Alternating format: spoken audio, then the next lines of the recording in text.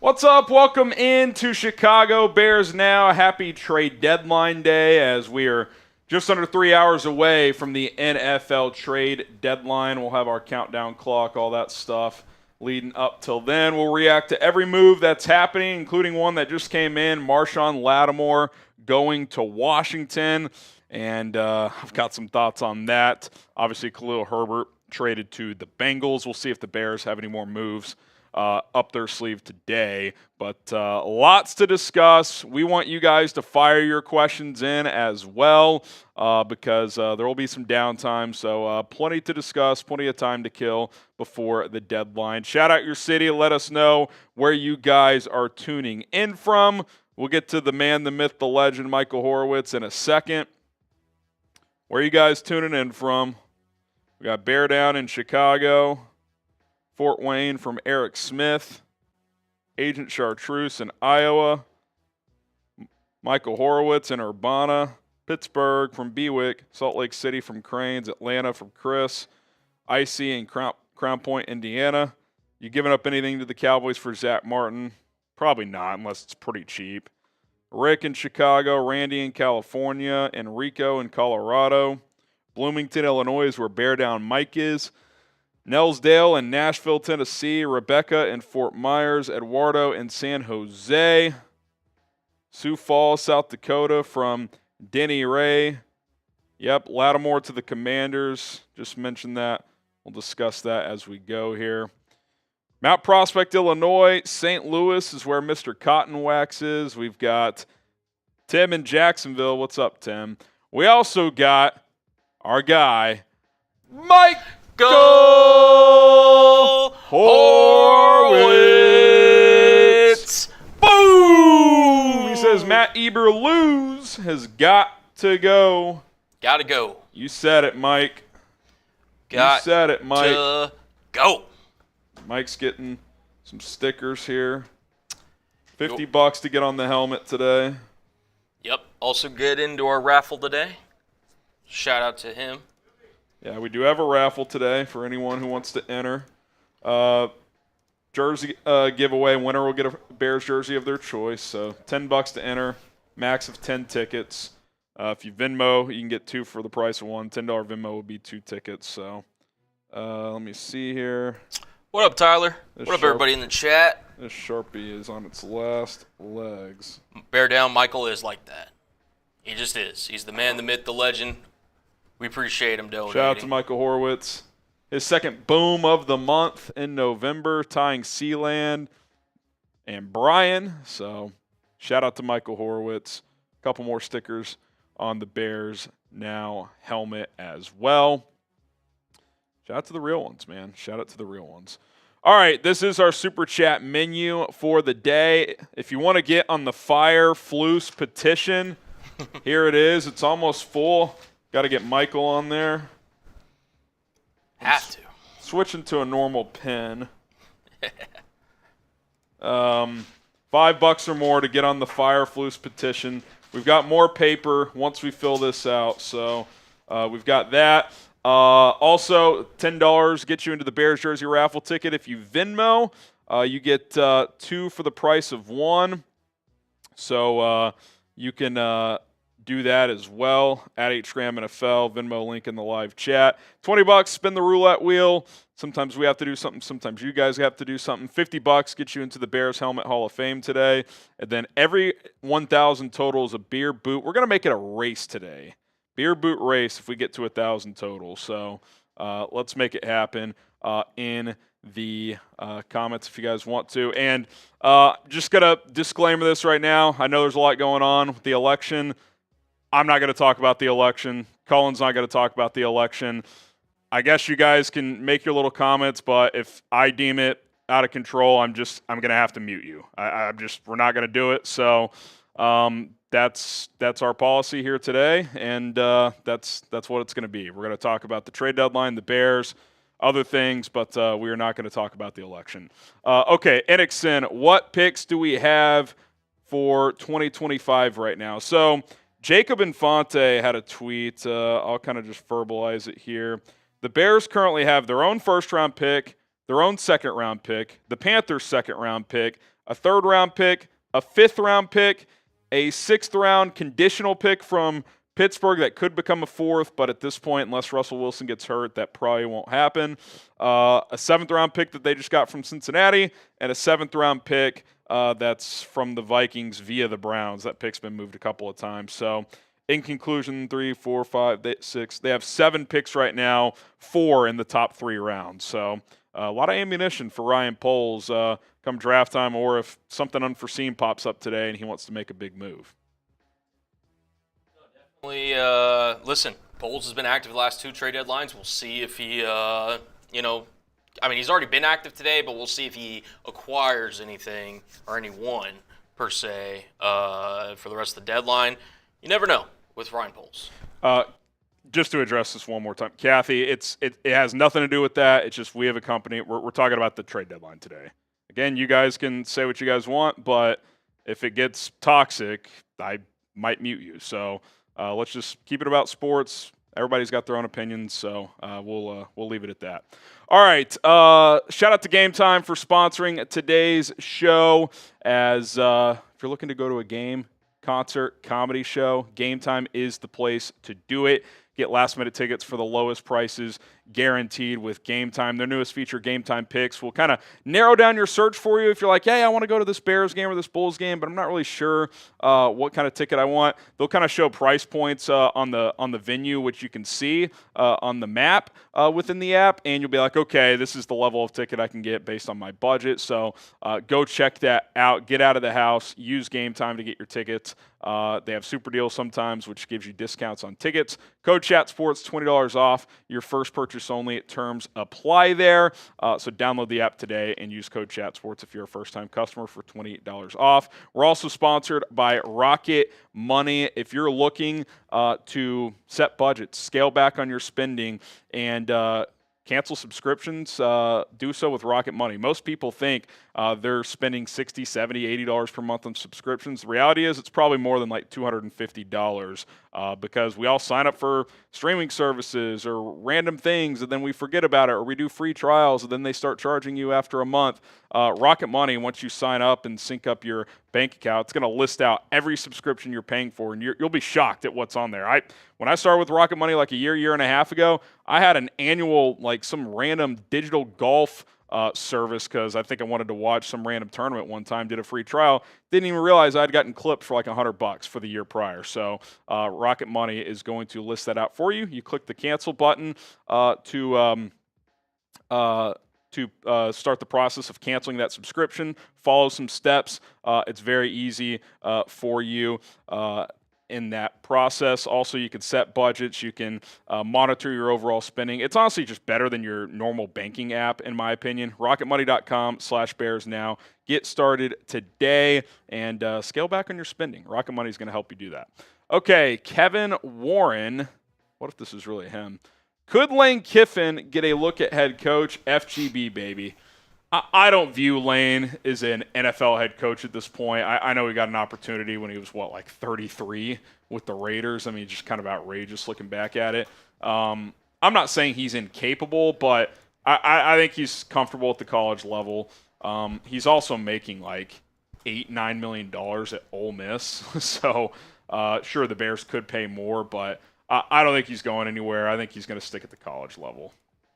Yeah, I think so too. I mean, he's honestly positioned himself to potentially be, if he wants to be. I think Ole Miss is going to be paying him pretty nicely, and he's got a nice spot there. But if he wants to move up, I think he's in prime position to do so. Great offensive mind. I think he's capable of doing it. Mm-hmm. I definitely think he could be an NFL OC.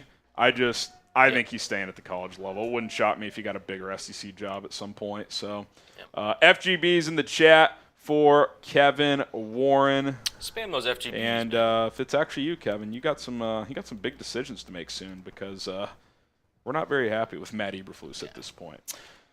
Trade has been updated for Marshon Lattimore. Now, this does not include a 5th-round pick. That's also going to Washington. And the Saints receive a 3rd-round pick, a 4th-round pick, and a 6th-round pick. So a 3rd, a 4th, and a 6th to New Orleans for Lattimore and a 5th. Yep. It's a lot of moving parts there. A lot of moving parts. I feel like Saints did okay there. I know they had to send a fifth back, but they get 2 picks that should be in the top 110 or so for Lattimore. So not bad. Not bad whatsoever. Shout out to Umar, Oz, Matt Eberflus in the chat saying I'm trying my best. A lot of FGB comments. Appreciate you guys in that regard. Okay, John T. DJ is becoming a serious issue, not just that one play. Yeah, I think that we may have to talk some DJ more throughout the week. He's never been one of these diva guys, but kind of feels like he's half-assing routes. He seems half checked out. Like, they're going to have to sit him down and be like, dude, you're a captain. Like, we just paid you big money. Like, I get you're frustrated. The offense isn't performing right now, but you can't just bail. Like, that ain't going to fly. So I'm with you, John. I've defended him. I think individually all the things have been blown out of proportion, but when you add them together, it's like, do you have a DJ Moore problem? Kind of feels like you might have a DJ Moore problem. It's just you start losing, these things kind of become exemplified, and that's definitely something that's happening right now. Jacob Fireflus, I hate to say it because I love the dude, but he's not a good head coach by any means. Yeah, I mean, look, I've said it a million times. Seems like a nice guy. He could run my defense any day of the week, but I don't think he's good enough. It's a cutthroat, results-based business, and he's just not getting the job done. Jacob, you get a raffle ticket for our jersey raffle. J-Dubs, let's get Micah Parsons F-Flus. It's not going to happen. Cullen, do you think – it feels like the biggest trade probably just happened, Marshon Lattimore. I doubt a bigger name than that gets traded today. Yeah, and to be honest, we weren't even completely sure if he was going to get traded, and ultimately, the Saints decided they want to move in a different direction, obviously moving off of Dennis Allen recently, so kind of made sense from their perspective. I don't see a Maxx Crosby, a Myles Garrett, a Micah Parsons, a Cooper Kupp. I think if one of those big-time pass rushers was getting traded, Detroit would have gotten him. Yeah. And I think they realize Zadarius Smith is probably about as good as they're going to do. So, I just don't think those guys are out there. Don't think they're out there. Okay, Rayode, J-Dubs, you getting the Fire Flus petition, by the way. Rayode says, how much cap space will we have if we trade Allen? It depends on how much each team frees up. It really doesn't impact things, though, because he's a free agent after this year, so it doesn't impact the cap next year. And it doesn't – I mean, it might free up a little money this year, but nothing substantial.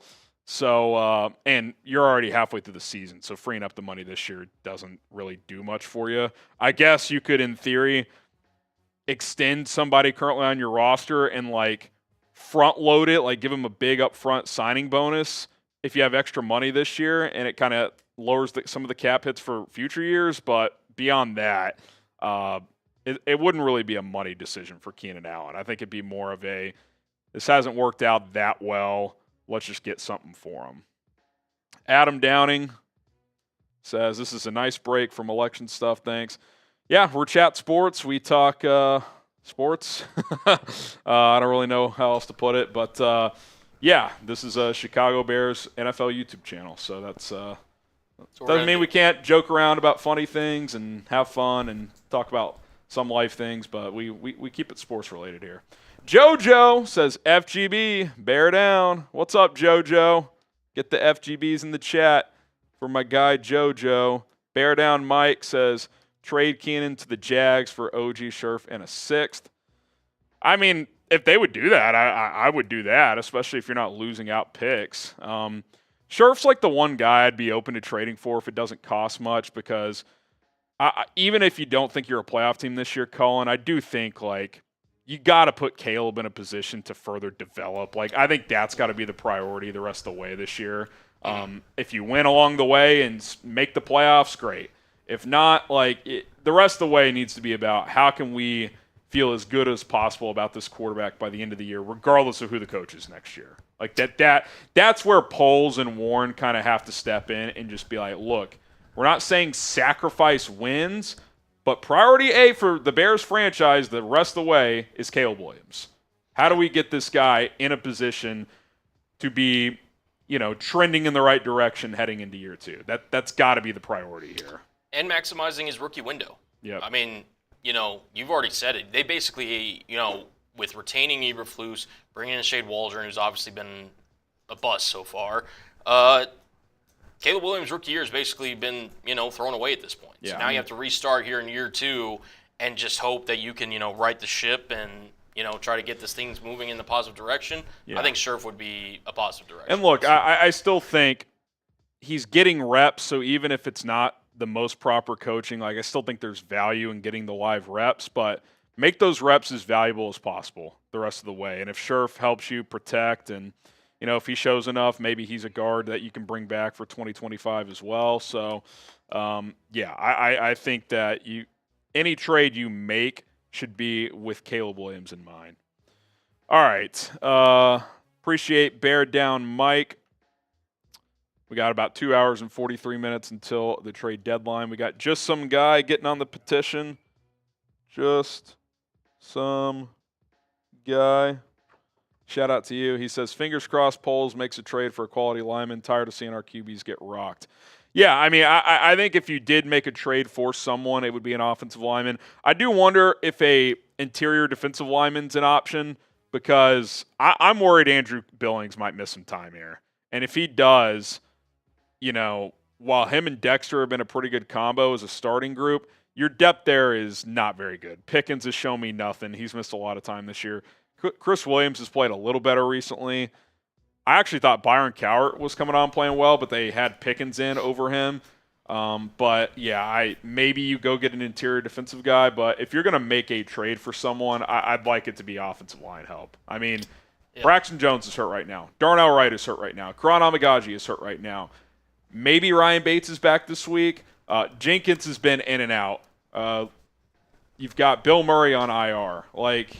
You got guys out left and right here. Yep. No, I 100% agree. Scherff's probably the most likely option. Again, they just traded away Cam Robinson, as you mentioned. And it's hard to find plug-and-play starters really on the trade deadline, but he's one that seems to be out there. I wouldn't want to overpay to do it because he's an older player. And let me double-check. I think he's on an expiring deal. Yeah. Here, I can also – before we get to this next super chat, I could throw up the best offensive line trading candidates. Yeah, Scherff is a free agent after this year, so you don't want to pay a lot for him in terms of trade compensation. These are some of the names that have been mentioned out there. Evan Neal, who's been a bust. That would kind of feel like Alex Leatherwood a few years ago, just reclamation project, see if you can find something there. Nicholas Petit-Frere, Nate Davis, obviously, with the Bears. I don't know if you can ship him out with how beat up your line is at this point. Brandon Scherff, Ben Cleveland, Zach Martin, maybe. I doubt Dallas ships him out. He's also, like Scherff, an older player who's declined a little bit, and he's a free agent after this year. So it's like, do you want to trade for a rental who's over 30 and you're probably not a playoff team? No. Probably not. Now, if it's super cheap, like our late-round pick swap, or if you do some kind of Keenan Allen swap, that could intrigue me. Breaking news, Mike Williams traded to the Steelers. There it is, Sperry. A fifth for him. Fifth. So maybe the wide receiver market has gotten a little more expensive the last couple days. Maybe. And I'll wait for that to come in. I'll make sure to pop it up top. But, yeah, you knew the Steelers were going to go try to get somebody. See, that's why I'm like, a conditional fifth for Hopkins was the best Tennessee could do. That's the best they could do. If you're the Steelers, you should have offered them a fourth. Should have. Now, maybe they weren't going to – well, I said I'd trade them in the AFC to the Chiefs. I don't know. That feels like a miss. K-Cobra, why haven't they fired Chris Morgan yet? He stinks. Why was he retained from the last offensive staff and held over for this new one with Shane Waldron? I have no idea. It makes no sense. It's one thing to take a half measure and not fire Flus and pick a new OC and reset the offensive staff. But if you're going to do that, at least fully reset the offensive staff. To carry Chris Morgan over, does anybody think the offensive line the last couple of years under Chris Morgan did awesome things? Did I miss something? Sure, Braxton Jones is a fifth-round rookie, is a nice little developmental story. But, maybe he's just a decent player that played at a small school that people didn't know about, and the Bears struck gold there for a decent player. Chris Morgan, they don't pick up stunts. They get pushed around. I don't like the offensive line blocking scheme doesn't make sense half the time. I'm with you. He's a joke. I don't think he's good at all. Agent Chartreuse gets a raffle ticket. He says, I think the fact that Flus is still the head coach right now is very telling. The front office is not serious about winning. There could be a lot of things in play. There's been a lot of chatter over the years that the McCaskey family doesn't like the optics of firing a head coach midseason now. That's very 1950. Like, if the guy's not good at the job and you've already decided to move on, why not just do it? But we also know that Ryan Poles has been very loyal to Flus. So there's a lot of theories, thoughts, why he's still here. I mean, Cullen, I'll put this on record right now. If the Bears lose to the Patriots this week and they don't fire Matt Eberflus, I will start saying, like, I will get on at least board a little bit that Poles, like, hot seat talk is warranted, because I don't care how good a personnel moves you've made. If you can't see that this guy – now, again, if he's not allowed to fire him midseason, okay, so be it. But like, if you can't see that this guy ain't the answer, like, you lose to New England at home, if Drake May outplays Caleb Williams and you don't make a coaching change, that's indefensible. Like, it cannot be allowed. Yeah. No, I 100% agree. Look, we've known that Ryan Poles is, hit on some players. We've known he's missed on some players, missed on some trades and everything. You just have to know when to cut bait. If somebody is significantly hindering your chances to do your job the way you're wanting it to, I don't care how much respect you have for him. I don't care how much loyalty you have. You have to do what's best for your job and best for the organization. And that would be, if Eberflus were to lose the Patriots, which, to be honest, you could argue it already now, is to get rid of him. Yeah, I mean, look, like, winning that game doesn't really earn you anything. It might buy you more games, but, like, losing that is, like, that's the ultimate last straw to me. Like, you cannot lose that game. And if you do, like, Eberflus has a presser every Monday morning. He should not be allowed to do that press conference. I'm not a fan of, like, okay, although I said last week, could you just fire him at halftime? Like, I get it. Like, take the night, do whatever. But you lose that game, you gotta do something. Ryan Turner with the super sticker. He also gets on the Fire Flus petition. So we're 3 columns on the front, 2 columns on the back, 26 rows per column. So that's what? 88 plus 26, 140. We got one more column to go. I feel like I'm back in elementary school. This column kind of went kind of diagonal, but yeah, $5 or more to get on the Fire Flus petition. Shout out Ryan Turner. He also gets a raffle ticket as well. $10 to enter our Bears jersey raffle. Winner can get a jersey of their choice. Okay, DJ Knight 31. Do you think we will finally fire Flus if we lose to the Patriots? I was just talking about that, obviously. Do I think they will? I still would bet against it because they never have, but I got to think that would at least be considered. I guess I'd say no because I'd have to see it to believe it. But like I said, if they don't, I would really have major Ryan Poles questions at that point. Like, that would be unacceptable to me if you get outplayed at home and lose to New England.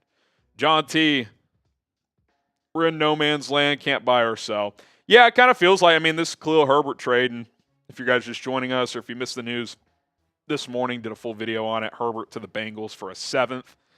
It kind of feels like that could be it. Maybe they sell off one more piece. Maybe they buy low on somebody like Brandon Scherff, but I don't think a big move's happening, and I said this earlier too, Colin, or I tweeted this out. The Commanders, who you just lost to on a Hail Mary, they won the week after that too. They're 7-2. You're 4-4. You let that Hail Mary beat you twice, I think pretty clearly. You just wonder how different things could be. Like, that play kind of feels like Eberflus's double doink moment, where, like, with Nagy, after the double doink, the era under him just never recovered. Obviously, it was, he had 3 more years. That was his first year, but, like, it just never recovered. It's a different timeline, and lower level of success and not a playoff game, obviously, but it kind of feels like that was kind of the straw that broke the camel's back. Like losing that way, then getting bulldozed the next week. It's like when this thing ends for Flus, it's like that's when it happened. That was the end. The mismanagement of the end of that game. Yeah, and I mean, I've seen comments like this, referring to what you were saying, not only in our live chat, on videos that we put out, stuff and Bears fans talking about this. Like, imagine if the Hail Mary went the other way. Imagine if the Hail Mary went correctly and you did win that game in Washington, right? Yeah.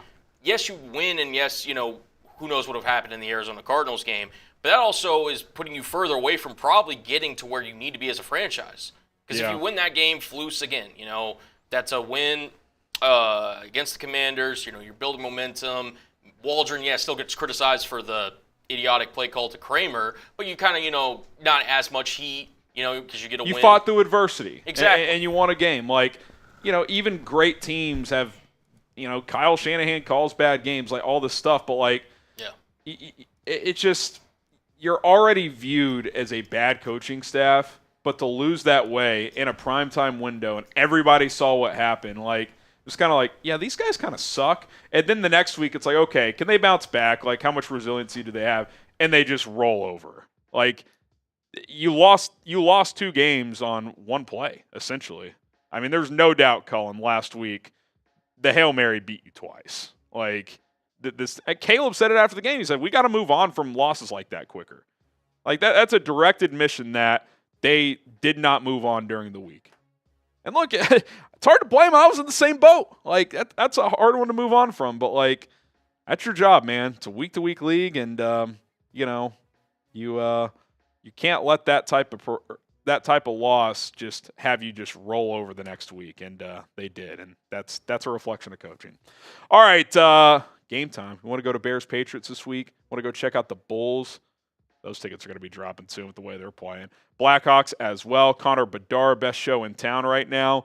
Or concert, comedy show, anything else that requires you to purchase a ticket, do so with Game Time, where you can get the last-minute tickets for the lowest prices guaranteed. Game Time has a new feature called Game Time Picks, which makes getting tickets to see your favorite teams and performers perform much easier. It'll filter out the fluff to show you the best deals and the best seats, so you don't have to scroll through thousands of tickets. You'll kind of be able to figure out your budget and find what quality ticket you're able to get in a timely manner. Whether you're getting tickets for a sporting event, a concert, a comedy show, or anything else, Game Time has you covered with views from the seats, super deals, which are the best bang for your buck. Sometimes you get discounts, and last-minute tickets for the lowest price guarantee. And I do mean last ticket. I've bought a ticket to a game like an hour before, got the ticket, got to the stadium, and plenty of time. So download Game Time right now. Use code CHATSPORTS to get $20 off your first purchase only right now. That's code CHATSPORTS for $20 off. All one word, CHATSPORTS. Terms apply. Download Game Time today. What time is it? It's game time.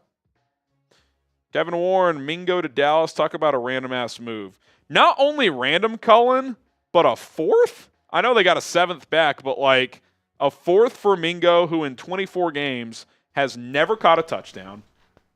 Dak Prescott just went to IR. The Cowboys are 3-5. Now, clearly, Dallas is taking a swing on a young guy who's got 2 more years on his rookie deal. I get that, but he should not cost a 4th based on this receiver market. Like, even like the Mike Williams for a 5th feels like a little much, and he's a rental and looks over the hill and not great coming off that ACL, and even he was cheaper than Mingo. So that's a pretty bad swing, I think, for Dallas. Now, look, if he reaches his potential, he's got athletic profile, like I guess they'll look good, but I just don't think they read the market well here. And to get schooled by Carolina in a trade, we as Bears fans know better than anybody, like that ain't a good look. Yeah, and Dallas did, remember, they got a 7th also in that deal, so don't make sure you forget that part. No, listen, the day that a receiver through 9 games has 12 receptions for 121 yards, goes for a 4th-round pick. He doesn't even play for Carolina. Xavier Legette, a rookie's already overjumped him in the depth chart. And look, they don't have a lot of weapons in Carolina, but I mean, and he can't get on the field. He can't. Like, it's incredible. Yeah. So this feels like a classic Jerry move. Like, how can I get into the headlines? Just not good. Not good. Bears goated. The Hail Mary ruined our team. Look, I think Colin made some good points of like where you ultimately need to get to. You probably need to get off this coaching staff regardless. But I do think it ruined this season. I don't think there's any doubt about that. I think it derailed this team. I'm not saying they would have beat Arizona last week, but I don't think they roll over like that had they won the week before. There's no question that when we look back at this season, barring a surprise, the final 9 games where the Bears make the playoffs, we'll look at that game in that moment and just be like, wow, like a team just fell apart after that. Like really. So yeah, it's unfortunate and it's a bummer. It is a bummer. Dennis the Chicago kid, and by the way, this Buff Cartier official super chat, unless he's got a source that no one else does, I have not seen anything about Quentin Nelson to Chicago, but that'd be something. Dennis, coaching aside, but why haven't we questioned our medical staff? I mean, there are injuries, and how long it takes for them to return is very concerning.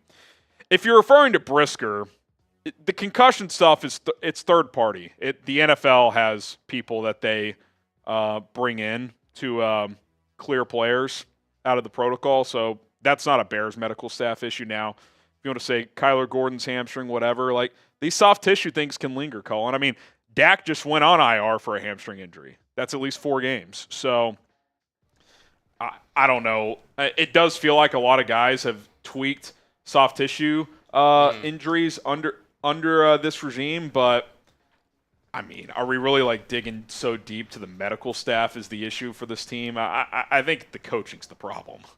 Yeah, I mean, he encourages a physical style of football. I mean, Jaquan Brisker is one of the hardest hitting safeties in the league today, in a league that really doesn't encourage hard hitting. And you mentioned the history that he's had. It's kind of developed over time. I mean, Kyler Gordon's hamstring, you can't, I don't care how many times you massage your leg, how many times you stretch out, take care of all your, body and everything before the game. Like, hamstrings are going to happen, especially in a full especially when if you're playing on turf. Yeah. Like, guys just it just happens. Cleat gets stuck. I mean, stuff happens all the time. Yeah, I mean, this is just the reality of an NFL season. I wouldn't blame it on the medical staff. Yeah. J-Rod 86, Fireflus, he's shown he can't. Here, read the rest of this for me, actually. I got to. Fireflus, he's shown he can't be the leader of the locker room. He's lost the players' respect, and the team won't follow a weak leader. I mean, again, maybe this is the reason DJ Moore is acting out. Maybe this is the reason that Caleb's having to take so many kind of different stances in press conferences and everything. I mean, I actually think for the most part, Caleb. Well, I mean, he's just having to be the leader. Right. I was going to say, I think Caleb, has handled it publicly pretty well. Yeah. Now, I think some bad body language crept in last week, but dude, he's getting killed. Like, that's natural. After a while, he's a rookie, he's young. The DJ thing is a little more concerning. It's like you just paid this guy. This guy has been nothing but a grade A citizen since you brought him in, and all of a sudden he just I don't want to call him a diva, but like the energy's not there. Like they got to get him back on track. Like this is a guy you are going to have for years to come. I think that's a little more concerning. But yeah, I think in general, J-Rod, like Flus, like there seems to be a disconnect between the players and coaches, like big picture. Now, I'm not saying like they're calling plays and they're running I'm not saying they've gone rogue. Right. I'm just saying like I think there's a lack of trust and belief in some of these coaching decisions and play calls. Yeah. And it'd be one thing too, and again, I'm not saying you're saying this, I'm not hearing this from anywhere, but sometimes, when players kind of get emotional, they'll lash out. Some fans will say, the coach, he's a defensive coach, he's an offensive coach, he only deals with his side of the ball, he doesn't necessarily talk to the other side, yada, yada, yada. A, he's the head coach, and B, we saw Tyreek Stevenson, have kind of had his moments of either lashing out or lack of focus, whatever you want to call it. Yeah. So, it's on both sides of the ball. Clearly things aren't working, and when you're not winning and stuff, it is harder to kind of maintain control of the locker room. But if they would have shown more fight these last couple of weeks, I'd feel differently about this. But I do think the fight was there in Washington. Yeah. But in Arizona, really honestly, Colin, when they drove down and didn't get points on that first drive, and then they gave up the touchdown, it was like, this team's the energy is just sucked out of the building. That was tough to watch. Dylan V, the narratives of DJ being characterized as the leader who loves the game of football age like milk. He's turned into a diva. Yeah, look, I'm not just gonna turn on DJ. Like, he's been a good player here. Look, this guy has done nothing but lose in the NFL. He played with a bunch of shit quarterbacks in Carolina. He had a productive season with Justin last year, but they lost a lot. He's not having a very productive season this year. He probably feels like the offense isn't featuring him enough, which it's not, to be frank. I'm not defending how he's acting, but I'm not going to completely just bail on the guy. Like, I'm going to give him a chance to get this thing turned around. But, yeah, it's not ideal, and it's not a good look for a guy who was voted a captain and who you just paid big money to be here for the foreseeable future. Yeah. But, I mean, at the same time, if he's going to keep acting this way, I mean, yeah, it's not trending in the right direction. I think this game on Sunday, like, people are calling him out for his route running, his lack of effort. The one play got analyzed on Twitter. Like, he better go out there and bust his ass. He doesn't do that this week, I'll feel differently because he's hearing the noise right now. Like, it's one thing, Cullen, when a player gets criticized for, if you're in a slump in baseball or you're having a 2 or 3 bad stretches of quarterback where turnovers are creeping in. It's one thing to, like, have your play criticized, but when your effort gets criticized publicly, if you don't respond to that in the proper way, that's when you're going to lose people. So I'm going to give him the benefit of the doubt and see how he responds, but it has not been great. Buff Cartier official. I wish this is true, depending on the trade cost, but yeah, I think this is fake news from Buff. He either got or he's trying to get us. Big Block Chevelle, who gets in here as well. You want to read this one, Cullen? Coach got to go. Don't know how he still has his job. How do you get that much worse after a bye? Not only that, his stats the last 2 years are terrible. I mean, it's... Yeah, I mean, there's nothing you can point to on his resume that stands out. Speaking nothing. of. There's nothing. I think, like, I would understand if Ryan Poles had something tangible to point to. And, like, sure, you could be like, yeah, since he's taken over the defense, it's been better. But also, as we analyzed yesterday on our live show, and if you missed it, we'll put out a video later this week on it. In games he's run the defense without Montez Sweat, the defense has been below average statistically.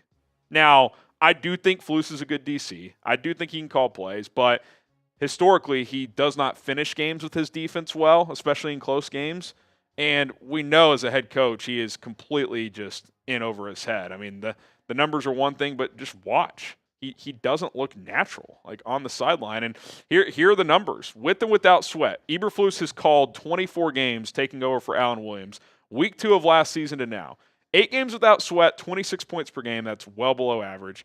Yards per game, that's at probably one of the better categories. Not terrible there, 343, but still worse. 10 takeaways in 10 games, or in 8 games, so just over 1 per game, whereas 2 per game with Sweat. Only 12 sacks in 8 games, 40 sacks in 16 games. So, again, if you double that number, it's still only 24 compared to 40.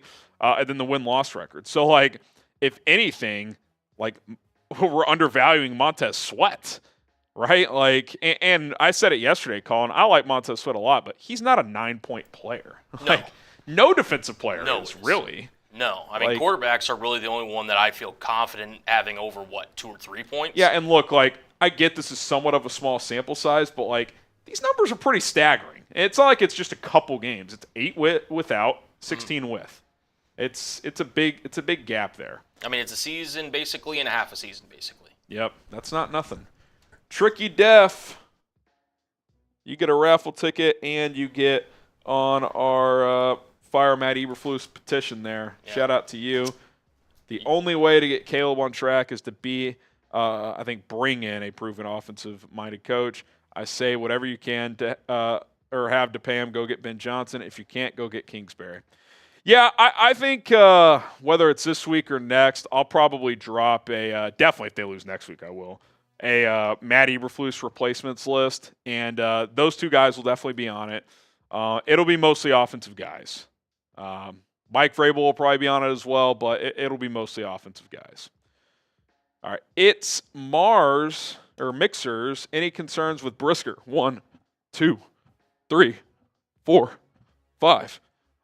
Colin, I don't see how you couldn't be concerned. I mean, No. It's 30 days since he got concussed. Yeah. 30 days today.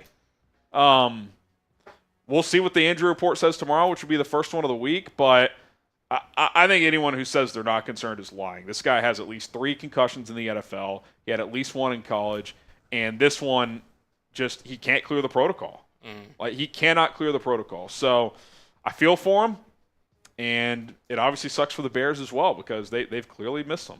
Yeah. No, I mean, just stating the obvious out there, but needs to be said. Obviously, his health comes first. We hope that, he can recover, have a healthy, sustainable life. That's the main thing. Because, I mean, at this point, these head injuries are scary, man. I mean, it's the point where you have to address it like that because of the severity of it. I mean, for how long this one has been, Colin, you wonder, like, I do expect him to come back and play at some point, but, like, it could be one of those where, like, he has one more, he might be done. That's kind of how I feel about Tua. Like, if Tua has one more, he might just be done. Might be. So, and again, and that I'm not saying that's it's not my choice. I'm just saying, like, no, it's the reality. It's the reality, man. I mean, you miss a month of time with a concussion. That's what's going to happen the next time you get concussed. I know everyone's different, but it's pretty proven, Colin. The more you get them, A, you're more likely to get them in the future, and B, they typically take longer to recover from each time. So I'm very concerned. I would say I'm at a 9.5 out of 10 in terms of concern just from all angles. Yeah. Brisker's angle, Bears angle, etc. Yeah, and I mean, you brought up Tua. I'm also equally concerned kind of both ways. Brisker, again, correct me if I'm wrong, he's never had, like, the fencing not like that I've Tua seen has. where Tua's hand, that whole thing. So we're not saying, it's like in that regard, but a concussion's concussion at the end of the day. It's serious, needs to be taken seriously. And, he, for Tua, at least as a quarterback, you can also kind of, not necessarily, quarterbacks are more protected in a way based on the rules and how things are officiated and everything. Brisker, just his play style and his position, he's more susceptible to get a concussion in the future. Yeah. So I'm very concerned. I don't really know how he becomes he's a primarily a box safety guy. He was like a linebacker, really. Honestly, an extra guy you throw in the box. And that's part of what makes him great is his ability to, be a thumper, being somebody that can guard tight ends, running backs, wide receivers, like all that. It's going to be tough for him to adjust his game enough to avoid major contact and still be the player that he is. I don't know how you do that if you're Brisker. Maybe he throws a guardian cap on, that gives him a little more protection. I would advise that, but I think if guardian caps were infinitely safer, all players would be wearing them. I think they probably provide, 3 to 5% of more safety, which, hey, if you're Brisker, you should just take that. But, I'm concerned. Kevin Warren, trade a third and Braxton Jones for Charles Cross. Colin, you follow Seattle. Would Seattle even entertain that? I don't think so. No. He was a first-round pick, and he hasn't been awesome, but he's been pretty good, hasn't he? No, yeah. I think he's definitely their left tackle of the future. They believe in him. To be honest, I wouldn't even really warrant a trade or even consider one, but to be honest, wouldn't be interested really in Braxton Jones because it's a downgrade there. And even if you throw in a third, you're probably just trying to find the next Charles Cross. Exactly. So I don't understand the logic there. Thanks for the super chat, Kevin, but honestly, I don't. And quite frankly, I don't think the Bears, where they're at right now, would want to trade a third-round pick for really anybody. To be honest, doesn't make a lot of sense. JS83 says Harrison is your. What does toupee mean? Toupee. Oh yeah, there's weirdly people were talking about your toupee in the chat. I'm not sure what the deal with that is, but is it made of real beer? Real bear? A real bear. Yeah. That's why I was confused. It is not, but that's a funny thought. That is. Oh, is this a first time super? Yep, it is. Yeah. 2, 3, 4, 5. Alrighty. If you're just joining us, Khalil Herbert was traded to the Bengals this morning for a 7th-round pick.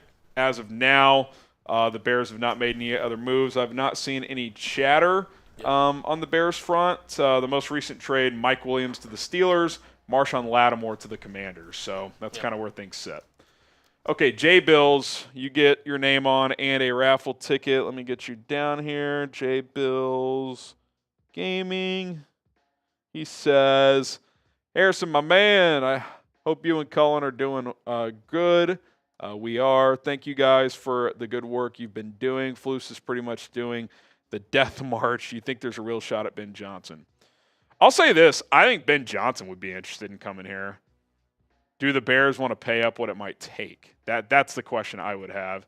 If you're serious about being serious, I would hope so. Right. I know there's doubts on the outside if that would actually be the case, but I don't know what all jobs are going to open. Let's just kind of ponder that, Colin. So you already have the Jets and the Saints. Right. Let's just add the Bears in there. Mm-hmm. I'll just go by division. Okay. New England's not doing a one and done with Mayo. He'll be back. Do you think McDaniel gets a pass for Tua's injury? Like, do you think he's back? I think they run it back. I think they run it back. So let's say he's back. Buffalo, I don't think McDermott's going anywhere. AFC North, I mean, maybe Stefanski's gone, but even if he is, that job would not be more attractive than Chicago with that disastrous situation. And by the way, if Stefanski gets fired, he'd be on my short list for the Bears. Zach Taylor's an interesting one. Like, I know the Bengals are cheap, Cullen, but if they fired Zach Taylor and they could get Ben Johnson with Burrow, I think that'd be pretty interesting. I don't know if they'd pay up, but no, they wouldn't. They gave Marvin Lewis over a decade of chances. I don't think they'd pay up, but I think in terms of like who he'd be interested in coaching, like Burrow and those guys, I think 100%. He'd be interested in. Steelers, Ravens, nothing's happening there. Texans not freeing up. I don't think Steichen. I think he'll be back next year, almost regardless. Titans are not going to do one-on-one. Jacksonville, we'll add them to the mix. I think Doug's gone. So you got Bears, Jags, Jets, and Saints right now. Even if you add the Raiders to the mix, that's not a more attractive job. Giants, if you add them, I mean, it's New York, but the unknown of who the quarterback is. I guess if they were to get the number one pick and Johnson loves somebody in this draft, but is there someone of that caliber? I'm not sure. Carolina, even if they're one and done, that's not more attractive with Tepper. We mentioned the Saints. You think there's a chance Bowles gets fired? I'd be surprised. They won the division last year. I mean, Evans and Godwin went down. Won a playoff game too. Yeah, I think he'd probably enter next year on the hot seat if they kind of falter down the stretch here, but I don't think he'd get fired. And then I don't think any of the NFC West coaches. So, that's about 5-6 jobs. It feels like the Bears would be the best one, even given their ownership question marks. Like you could take the Jets job, like with 42-year-old Rodgers if you're Ben Johnson. Like, I would think wanting to coach Caleb and have this young team and a lot of cap space and draft capital, that would be more appealing than what the Jets could offer. The Bengals on paper, I would get, like Burrow, Chase, etc., but they're pretty damn cheap. Like, are they going to pay a head coach $12, $15 million? It's fair.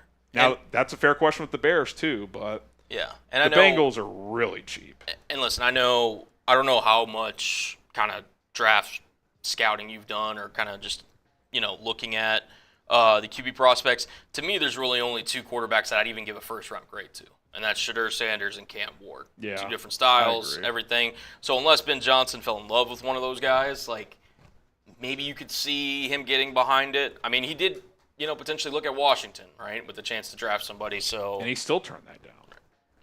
Fair enough. Yeah, I don't know. I think he seems like he's going to be pretty picky in this process.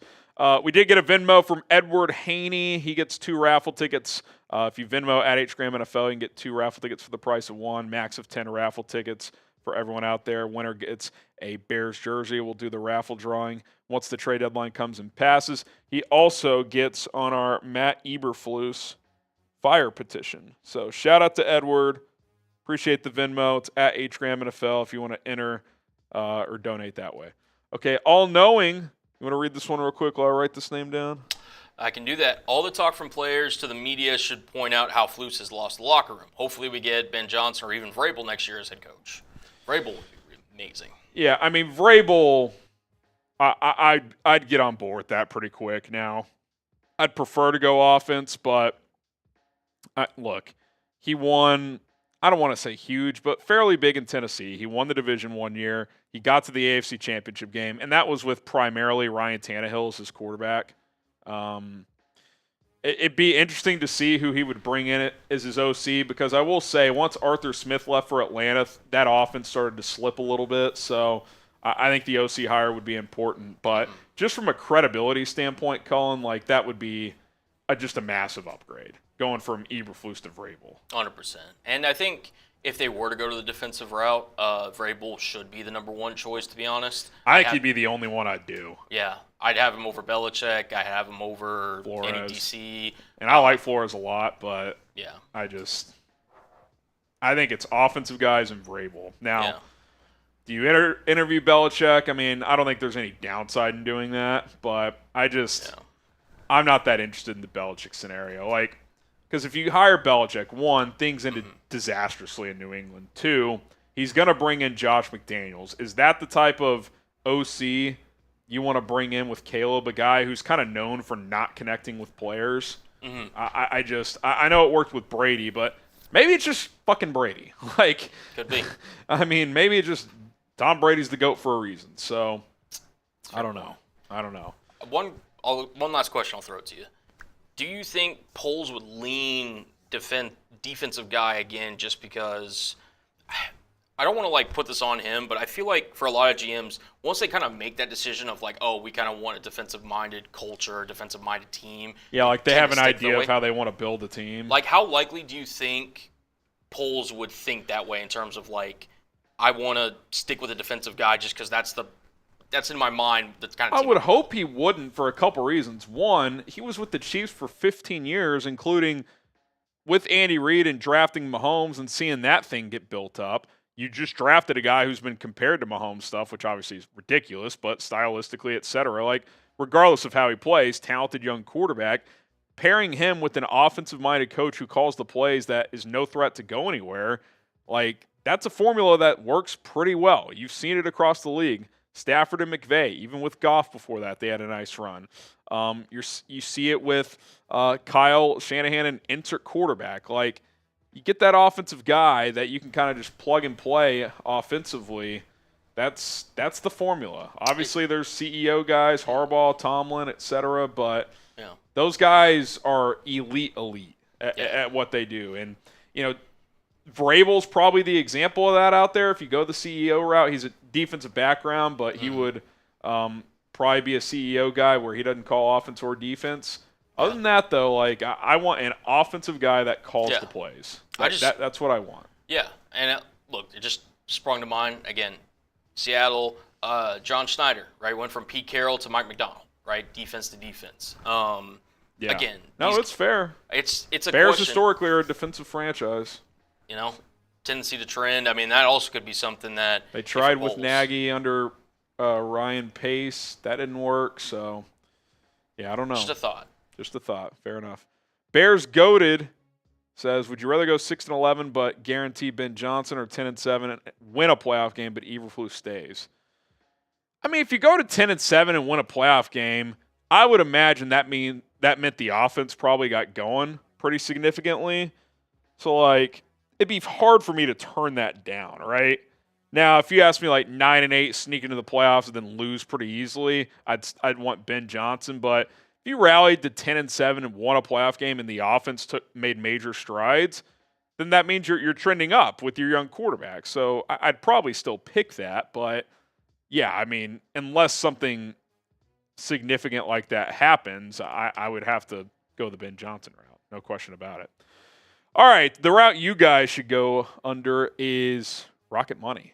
You want to save money, you want to scale back on your spending, be sure to get started with Rocket Money today. Rocket Money is going to help you find any subscriptions that you no longer use and help you cancel those subscriptions as well. As all you got to do is see the list of subscriptions in your Rocket Money app. Once you sync up your bank account, most Americans think they're spending about $62 per month on subscriptions. That real number is closer to $300 I know for me, they found a bunch of subscriptions I had forgotten about, including this like golf streaming service that I was spending $100 per year. So I was able to get that canceled with the help of Rocket Money. They minimize the back and forth you have with customer service. You click the cancel button and then follow the steps that Rocket Money provides for you, and you don't have to pay for that subscription service anymore. And also, you can set budgets with Rocket Money, where they will send you updates throughout the month. If you want to cut back on your spending by $400 compared to the month before, you can do things like that. I just think it's a lot more user-friendly than my personal banking app. I think there's a lot more you can do with Rocket Money, so I would encourage you guys to download the app today. Use our link to help us out, rocketmoney.com/Bears now. And again, Rocket Money can help me cancel those subscriptions with just a few taps within the app. Not going to take long whatsoever. So link is in the live chat. Go check it out. rocketmoney.com/Bears now. They have saved over 5 million users a combined $500 million in canceled subscriptions, and on average, $740 per year can be saved when you use Rocket Money's full features. Okay, Buff Cartier official, do you think Ben Johnson goes to Chicago? Again, I think he'd be interested. I don't know how much money he wants. I don't know, if that's the top job he would want. But I would think just offensive guy, talented quarterback to work with, good young roster. I would think he would be interested. Do I know that for fact? No, but there's been chatter that could be the case. So I would. He'd be my top guy. I mean, there's a lot of, talk throughout the off seasons of like the McVay tree, the Shanahan tree, et cetera, et cetera. Ben Johnson, what he's been able to do in Detroit, I mean, it's nothing short of remarkable. I mean, he's completely. It's one thing to get Jared Goff back on track to where he was with McVay, which at his best with McVay, he was, a fringe top 10 guy, pretty good. Yep. He has elevated Goff far beyond that. I would say for the better part of the last couple of years, Colin, he's been a fringe top 5 guy with how he's played. I agree. He's really good. Now, obviously, they're loaded. They have the best offensive line in football. They have talent everywhere. But it's not like the cupboard's dry here in Chicago. If they can beef up the O-line a little bit, there's talent here. So, I think if he has head coaching aspirations, which you would think he would be interested in this job. I mean, look at what Goff has done under Ben Johnson the last 3 years. When he took over fully as the play caller, I think it was late in 21, and then 2022 was his first full year as the play caller. 65%, 4,400 yards, great touchdown reception ratio. And then each of the past 2 years, the accuracy has only gone up. I think 2024, we got to add 1 or 2 more games. This graphic was from a couple of weeks ago, but you guys get the point. Like he's playing at a high level. I don't think Goff's the top MVP candidate right now. He's probably in the top 5 though, and he was never that with the Rams. He was just a very good player. Curtis Bro says, is there a reality where we keep Flus but replace Waldron? Here's why I would say no, and I would hope the Bears would say no as well. That means he gets a third crack at an OC. Why does he deserve that? Like, you can't just keep blaming it on the offense. Like, you're the head coach. You have say in the offense, too. Even Flus said after the game this week, he kind of, did the overcorrection thing, Colin, just taking, all the blame because he heard the criticism. Right. So it's like, do I even give him that much credit for that? He's, clearly he just knows he got destroyed. So, he feels like he has to do that now. But, he was like, the offense struggles are on me as well. So I'm not interested in that, Curtis, bro. I think the ship goes down, You got the chance last year to bring in a new guy. So far it hasn't worked. Now, if mid-season you want to replace him with Thomas Brown or something like that, if he knows he's not getting fired until after the year at the earliest, then sure, he can do that. But in terms of, year ends, you still feel good about the defense and Flus. Oh, let's just hire a third OC. I don't. That's a non-starter for me. 100%. Shout out to you for doing the Jumper Jacks. Quick question. How are you feeling? Because I know you've got a busy plate today. Lunch is here. I'm good. I don't need anything. Do you need to take a break? Yeah, I'll hop off, get some food in me real quick, then we can. I could bring your food in here too. When when I finish up. If you wouldn't mind. I mean, I'm not going to say it. if that's cool. I'll bring it in here once I'm done, yeah. Also, we got 1,200 people watching live. Subscribe to the channel. I'll tell you what. We have $278 in Super Chats. Yep. If we get to $350 by the time I'm back, which is like, quick math, about $70, I'll probably be gone 5-10 minutes or so. If we get there in Super Chat / Venmo, at HGramNFL on Venmo, I'll put it in the live chat. Yep. I will rip a beer bong when I get back. So if you want to make that happen, cool. If not, no worries. Colin will keep you guys up to date with everything trade deadline related. I'll be back in a few minutes. Sounds good. All right. Harry's going to go get some food, guys. So appreciate y'all rocking with me. I'll keep reading these Super Chats, update you on any trade news that I see. So appreciate y'all rocking with us. Charles Hicks here, doing some sitting, jumping jacks for a first-time Super Chatter. Appreciate you. And since we have it here, or since we're here, here's the trades that have gone down today. Zadarius Smith was traded to the from the Cleveland Browns to the Detroit Lions in exchange for a 5th-round pick, some couple picks going to Cleveland, a 2025 5th-rounder and a 2026 6th-rounder. Obviously, for Bears fans, this is the big trade the Polls has made so far today. Khalil Herbert going to the Cincinnati Bengals in exchange for a 2025 7th-round pick. So that is the trade there. Jonathan Mingo and a 7th-round pick going to the Dallas Cowboys in exchange for a 2025 4th-round pick. Pretty wild, pretty crazy trade, to be honest. I don't know if there's going to be a wilder trade that's going to happen today, so we'll see.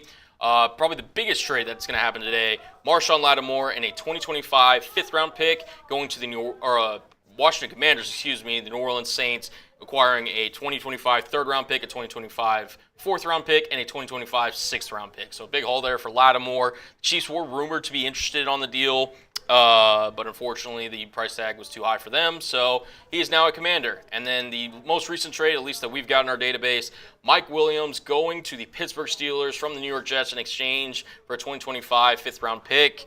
Again, a rental for a 5th-round pick. I don't hate it.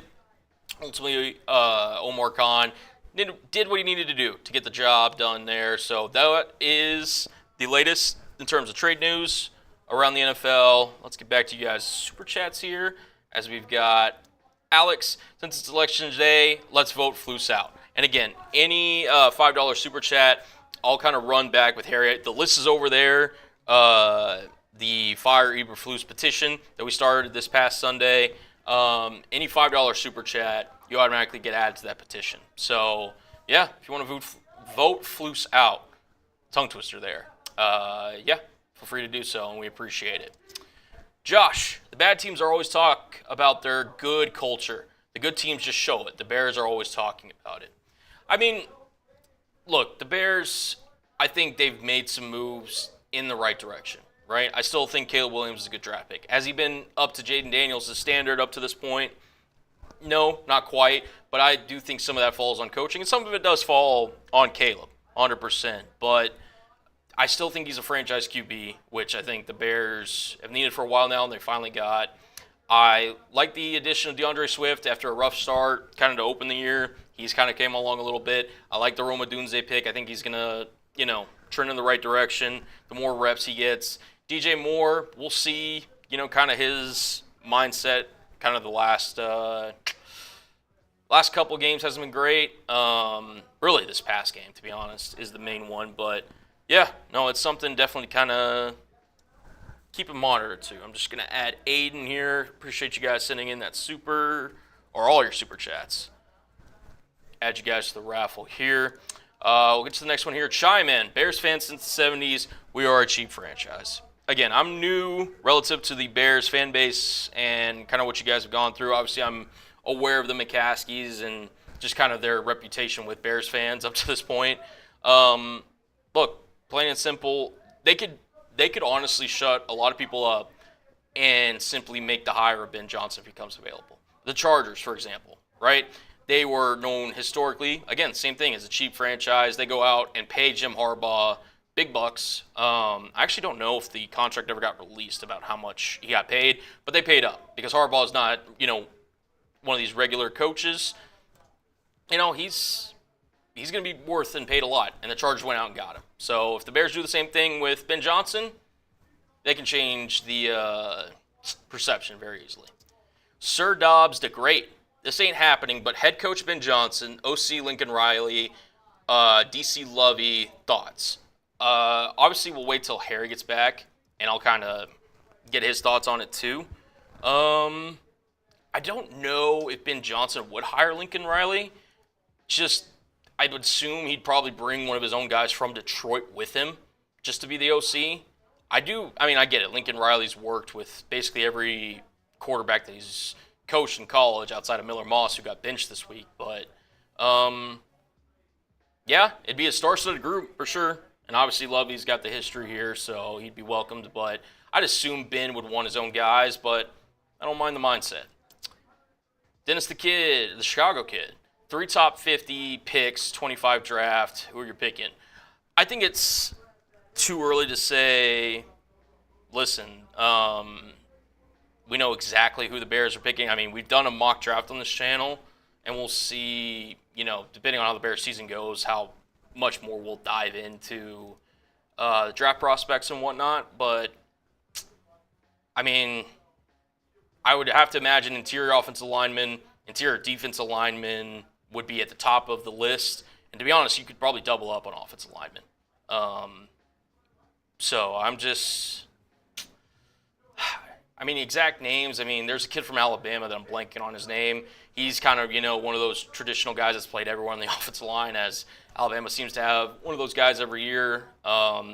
Defensive line, maybe Mason Graham could be a potential first-round target for the Bears if he were to fall in that range. I think he's one of the best interior guys in this upcoming draft, so that's a name for you.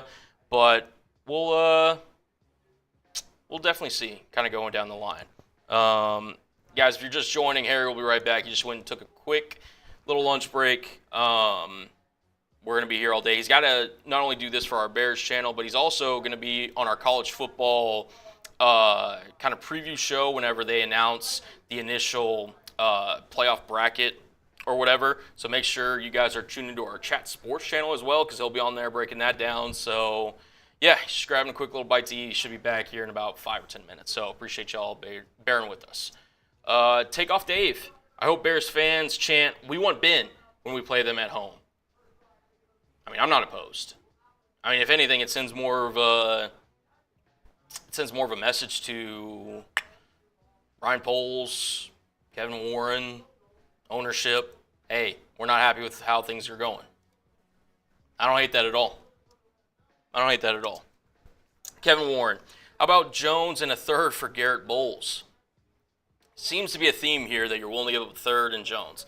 That's something that, again, Garrett Bowles has been better, I believe, this season. Obviously, I've watched a lot of Bears games. I haven't seen Bowles play that much this year.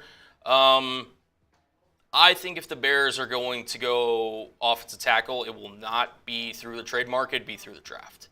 Because there are a couple, Will Campbell from LSU, Kelvin Banks, Jr. from Texas. There's some guys that the Bears could target if they want to go that route. I just don't think the trade market is going to be how they do it. DBD, why do the Bears always get bad OCs? We should have gotten Daboll instead of Flus. It's a great point. Listen, I'm not going to claim that I'm the highest guy on Daboll, but if he were to get fired and you just put him side by side, Daboll or Flus, I think the decision's pretty clear. I would rather have Daboll. Now, I made this point to Harrison, and I'm curious to see what you guys think. If you had the choice, right, if Daboll was available, how many, I guess I'll rephrase it this way, how many head coaches in the NFL would you take or would you not take over Matt Eberflus? I'm just curious. How many head coaches in the NFL that are current head coaches right now, so out of the 31 other teams, how many head coaches would you not take ahead of Matt Eberflus? Dylan says 5. Andy Larkin says probably 2. It's not a lot. 3 from DBD. So Paleo, okay. Oh, Colton next year, that's funny. LO Swag says 7. Sawyer says 4. Elite says 1. Mr. Cotton Wax 4. Jason says 0. Legit, Eberflus is a bottom 10 head coach. It's kind of the gist that I'm getting. So, I don't know. That's what I would do. The Iron Bear. Okay, do you think Poles might get fired too, and what is Bears' cap space next year? I do not have the cap space in front of me. Harrison actually, wait, we do. Hold on. Let me get that pulled up real quick. All right, so here's the salary cap space at the moment. Now, again, the offseason will adjust it, but roughly just under $7 million. Now, again, you can manipulate this. You can move stuff around to kind of adjust it, but this is what it is right now. In terms of next year, obviously that's kind of TBD in terms of, the moves that Poles needs to make. I will say this. Harry brought up a great point. If the Bears lose to the Patriots next week and he keeps Matty Eberflus in house, I think here at Bears Now and a lot of people watching and, Bears fans in general, they will turn on Ryan Poles. Because at that point, you're putting up with incompetence at that point. And you're essentially saying, I'm going down with the ship. Which, again, I don't understand why you would do that. I don't. And to be honest, that would probably be the breaking point for me. Like, I get it right now, Bears don't fire head coaches during the season or whatever, but at some point, what are we doing? What are we doing? Aiden, do you think the Bears will trade another player for an upcoming round pick? So I'm assuming another draft pick.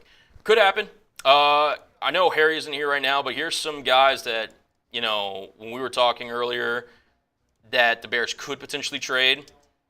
Wide receiver Keenan Allen, offensive guard Nate Davis, and defensive lineman Dominique Robinson.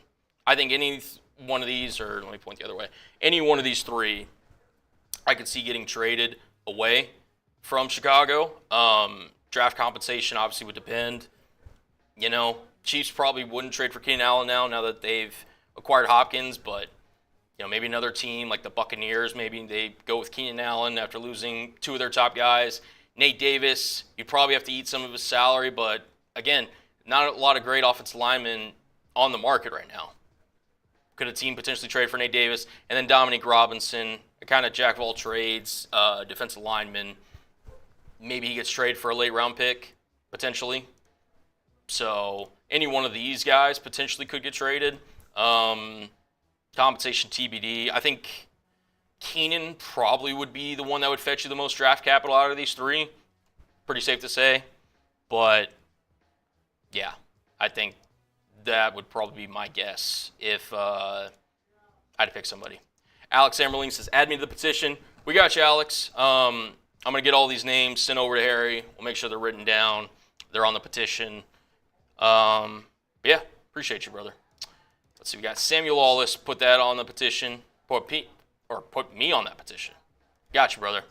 Warren Gates, do you believe the way the team is playing will have an effect on if we get a new stadium or not? To be honest, I wouldn't worry about that, to be honest.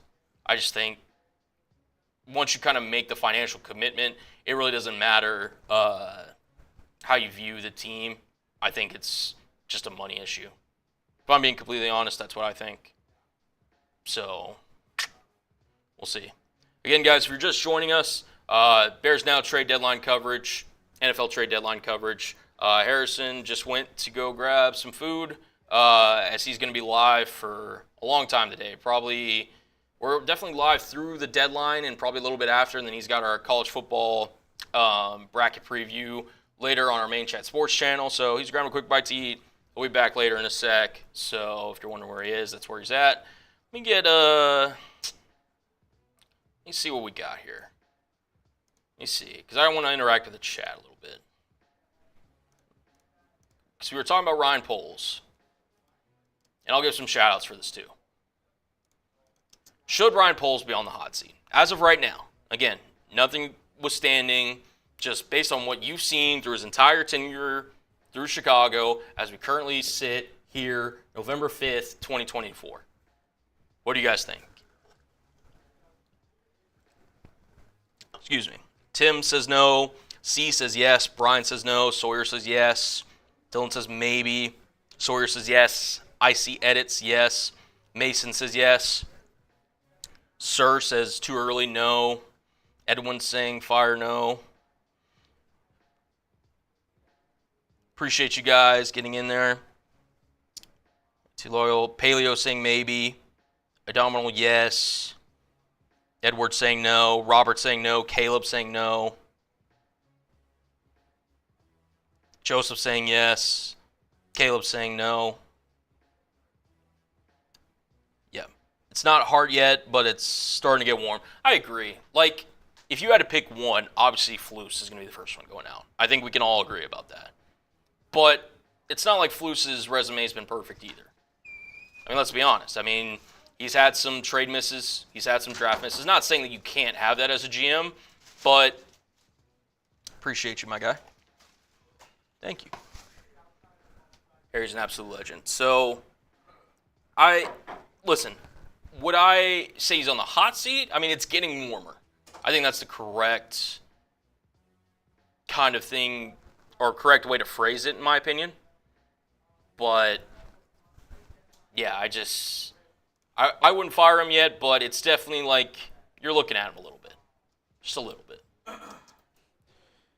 Yeah, the polls thing, I think he's done enough to earn a chance at hiring a second coach, but at the same time, if he continues to just, like, I'll put it this way, Colin, if this season, let's say they finish 7-10, whatever, doesn't go that well. Right. At the end of the year, he's still making the argument to keep Flus. Yeah. Like, if I'm Kevin Warren and I hear that, I'm like, okay, I may have to fire you too. like that just can't be the case. So, right. I think hot seat's a little much, but is it at least like a thought that's matriculating now? Yes, right. I think it has to be. I think it has. I think everything has to be on the table at this point. So, I will say I've updated the raffle ticket list. What's the last name that you have for the Flus petition? Curtis Bro. Curtis Bro. Okay, so we've had some names since then. Okay. Here, I can also pull up viewer activity and kind of just figure it out. You want to just do that? I can. Yeah. Here. Let me see. I'll switch this up here. Yeah. All right. Let me see. Got Josh V on there. We got. I'm gonna give some shout outs. Sir Dubs. Yeah, go for it. So plain and simple. Are you subscribed to Bears Now? Currently looking right now, we're at just over 107,000. Great appreciate everybody. Are you subscribed? Type me. I'm going to give some shouts real quick while Harry catches up on this list. Sawyer saying me. Another Josh. Petey. Sir Dobbs. Icy. Brian. Ivan. Carson. Robert. Iron. Jaden. Spicy. Allen. We got Trump. Cullen. Cullen's neckbeard says Cullen, so shout out to you. Jaden, Megatron, Richard, Denny, OCM Dude, K, Cobra, Ganji Boy, Jeff, Thomas, LOL. Brendan says longtime subscriber. Appreciate you, my guy. Anthony, J Rod, Edwin. Also added Fire Eberflus. We are officially on that train here. Gaming, legit, Kevin, Gaming, Paleo, Chicago Bears, Dylan, Jason, John B, TJ, Shadow, Air just rolling in. Luke, Ricky, Prime. And again, if you hadn't already, we appreciate everybody who has, but if you can, hit that subscribe button. Like I said, here's the updated numbers. We appreciate every single one of you subscribed. It's a great way to show your support. And Harry and I really appreciate it. Thank you guys so much. And we're going to be here every day. So shout out to the real ones. Hour 40 until the trade deadline comes and goes. I don't think a trade happened while I was gone. No, so nothing happened. It's kind of quieted down here. K Cobra with the super chat says, let me see here. Caleb isn't the problem. Yeah, I mean, I think we've seen enough positive signs where I have full belief that he's capable of being this team's franchise quarterback. He's obviously not there yet, but he's 8 games into his career. It's been up and down. There's been some really good games. There's been some poor games. There's been some up and down games. Caleb would not be at the top of my concern list. I'll just put it that way. Rick Ross stage dive. Eberflus hires DC that had illegal content on his computer. OC that nervously shakes on the sideline and can't scheme for his top receiving core. And Luke Getsy. Yeah, I mean, it's not good. The Alan Williams thing is still like, I wonder if we're ever going to get the full story there. We all saw the clip in Houston where Waldron's play sheet is shaking. Getsy obviously was a joke. He's already – I made this not joke. It's actually a fact. I mean, think about this. Luke Getsy's been fired twice before Matt Eberflus has gotten fired. So we know he stinks. Yeah, I mean, the coaching is just not good enough, period, point blank. I mean, you have some good defensive coaches, I think, but all in all, it's just not that good of a staff. Paleo, Ryan Poles should hire a new head coach, but without input from ownership. Like, let him do his own coach search. Leave the Chiefs owners out of it. Yeah, I mean, look, I know that they were doing a head coach and GM search simultaneously when they brought in Poles and Flus, but they hired Poles first, and from my understanding, he had heavy influence and final say on the coach. Now, had they eliminated some candidates by the time he got in there? Perhaps. I'm not sure. But he interviewed Matt Eberflus multiple times, per my understanding, and settled on him. The three finalists, if I remember correctly, were Matt Eberflus, Dan Quinn. I think Jim Caldwell was the third, believe it or not. Obviously, if you could do it over, you'd pick Dan Quinn out of those guys. But I don't think we should shield Poles of blame with this Flus situation. Like, he likes Flus. He's been very loyal to him. Now, there's all kinds of theories out there. Bears liked him. Ownership liked him. Polian liked him because he was involved in the search for those two spots. Poles and Eberflus have the same agent, yada, yada, yada, yada. But I do think Poles had final say. And he definitely had a lot of say on keeping him last year. Now, maybe ownership was like, we're not going to pay for a coach with 2 years left in his contract, bring him back. But I think he likes him. I really, really do. And to me, that's questionable judgment because I don't think he's a good enough coach. Brandon 300, all you guys getting on the petition, by the way, the Fire Flus petition. We're about to have to go to our second page here. He says, what's your thoughts on DJ walking off the field mid-play? Will you do a segment on it? We would love to know what you would do if you were coaching that. I just don't know exactly what happened there. Because if you look, it kind of looks like he comes up gimpy. So that's one. Two, once he's out of bounds there, he can't come back in and be the first player to touch the ball. That's illegal touching unless he was forced out of bounds, which he wasn't. So he might have just stayed on the sideline knowing that if he comes back in and runs around and Caleb throws to him, it's a penalty. Or three, it's a bad look and he's half-assing. And I do think there's been some half-ass route running from him as of late. That's unacceptable. In terms of that specific play, I think all those scenarios are legitimate ones. I don't know exactly. Maybe it's a combination. Maybe he was half-assing and also realized he stepped out, so he just stayed out. Maybe he did tweak something there. I don't know. But you watch a lot of these games and plays, like, it doesn't seem like DJ's separating a ton. And that's a concern. He's got to be better than what he's been as of late. Since, I don't know what currency this is, but it's enough to get in the Fire Flus petition. He says, John Gruden says he'll be ready to go if a team wants to hire him as a head coach. Would that have you feeling nicey? Who knows if he works with Caleb, but he's got the experience. Yeah, to me, the Gruden thing is, one, I would be actually stunned if the Bears would even be open to hiring him with the email stuff that got leaked out. I just don't think they'd be the franchise that would give him another shot. Two, beyond that, take the email stuff out of it. He wasn't good last time he was a coach. I get the Raiders are a mess, but, like, he wasn't good there. And he had heavy say in their draft picks, and they drafted terribly, him and Mike Mayock. So it'd be one thing if he had the Raiders rolling and they had no choice but to fire him because of comments he made or whatever. They were not rolling. They weren't very good. Now, they were better than they've been the last couple years, so I guess there's something to be said for that. But we're 20 years removed from him being a high-level head coach. So I'm not interested in Gruden. He's entertaining. I've watched his YouTube channel before, but I just am not that intrigued. Peter George, let's not forget the offensive line coordinator is still there. You mean just offensive line coach? Yeah, Chris Morgan sucks. I did a video on this earlier this year. They kept him from the last offensive staff under Luke Getsy and forced him onto Shane Waldron. Say what you want about Waldron. He clearly hasn't been good, but keeping the O-line coach when you're redoing the rest of the offensive coaching staff, I think they kept a tight end coach as well. That makes no sense whatsoever. Makes no sense whatsoever. So, and Flus has always spoke highly of Chris Morgan, and I'm just like, do you watch this offensive line every week?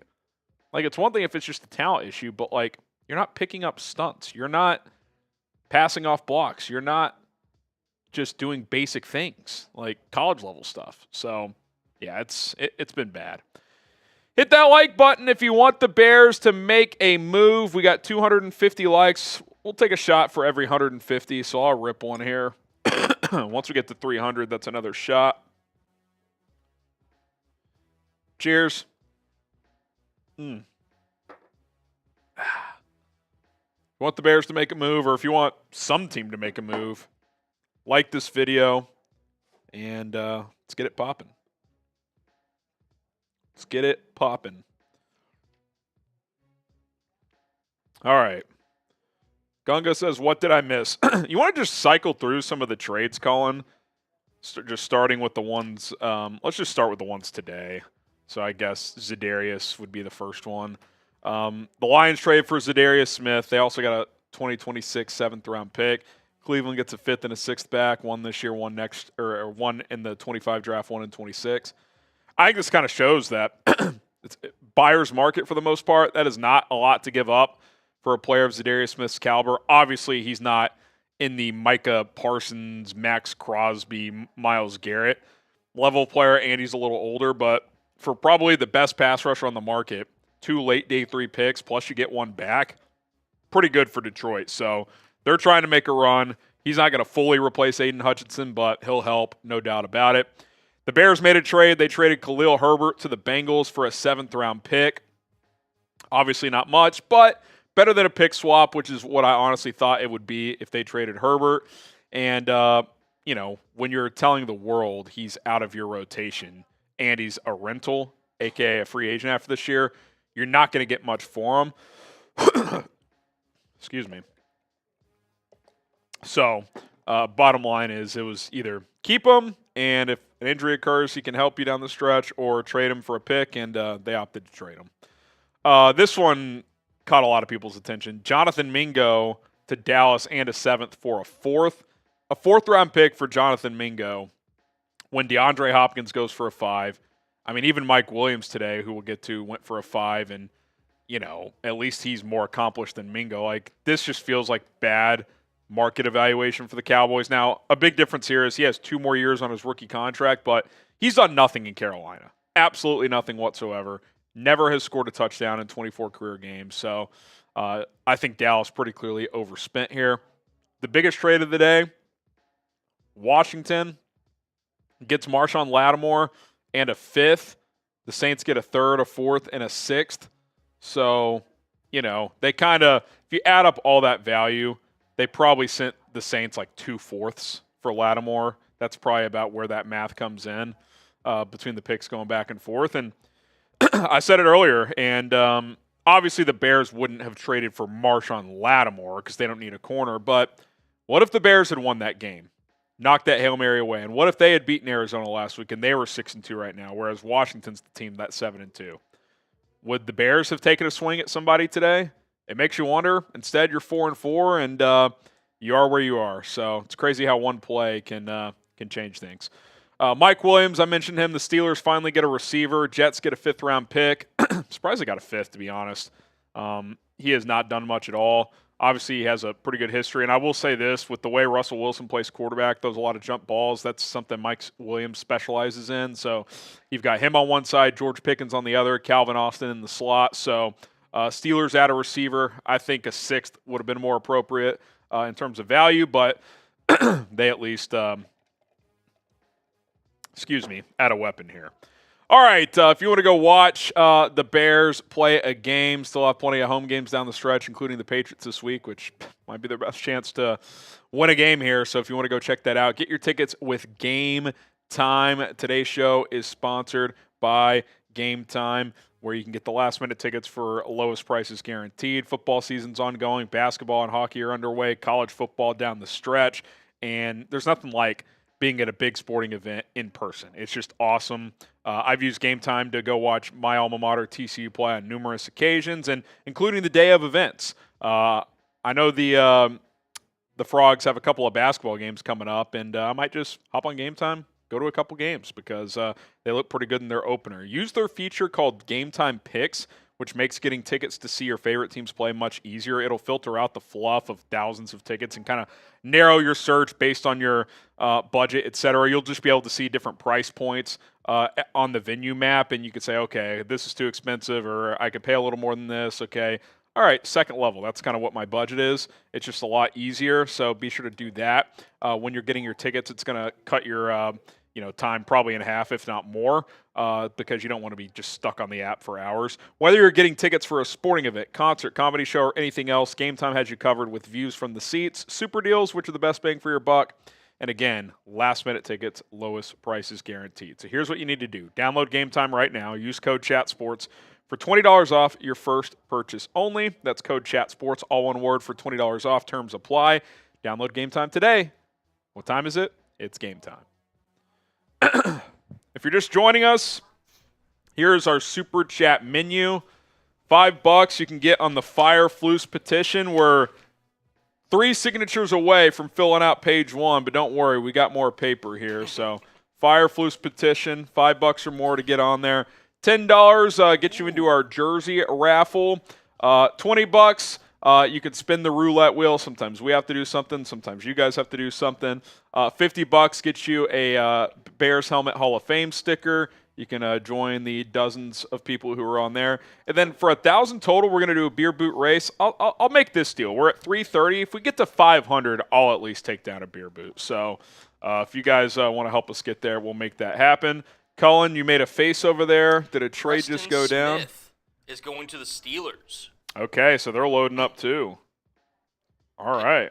Packers are sending edge rusher Preston Smith to the Pittsburgh Steelers. Is that surprising from Green Bay standpoint? Yes and no. I know he's a little bit older. He's 31. He's got 2.5 sacks this year. He's probably not what he was, but that's an interesting one. Yeah. That's an interesting one. He's started all 9 games this year. Yep. Maybe they have a young guy they like that they want to play more. Let me look at the Packers edge rusher group real quick. They've got, obviously they have Rashawn Gary. Maybe they want to just give Van Ness a bigger role finally, the guy they drafted a couple years ago. But that's interesting. I'll be curious to see what the trade value is. Do we have that in yet? It's TBD, or to be announced, I should say. Spam those FGBs, though. Yeah, get the FGBs in the comments. Get those FGBs. John T., I'll flash your super chat, but we're not talking politics today. But we'll put it on screen since you donated. As long as you guys aren't promoting crazy violent stuff or something like that, we'll always put it on screen. But not going to discuss any have a political conversation. But Green Bay winning the next 4 Super Bowls, there.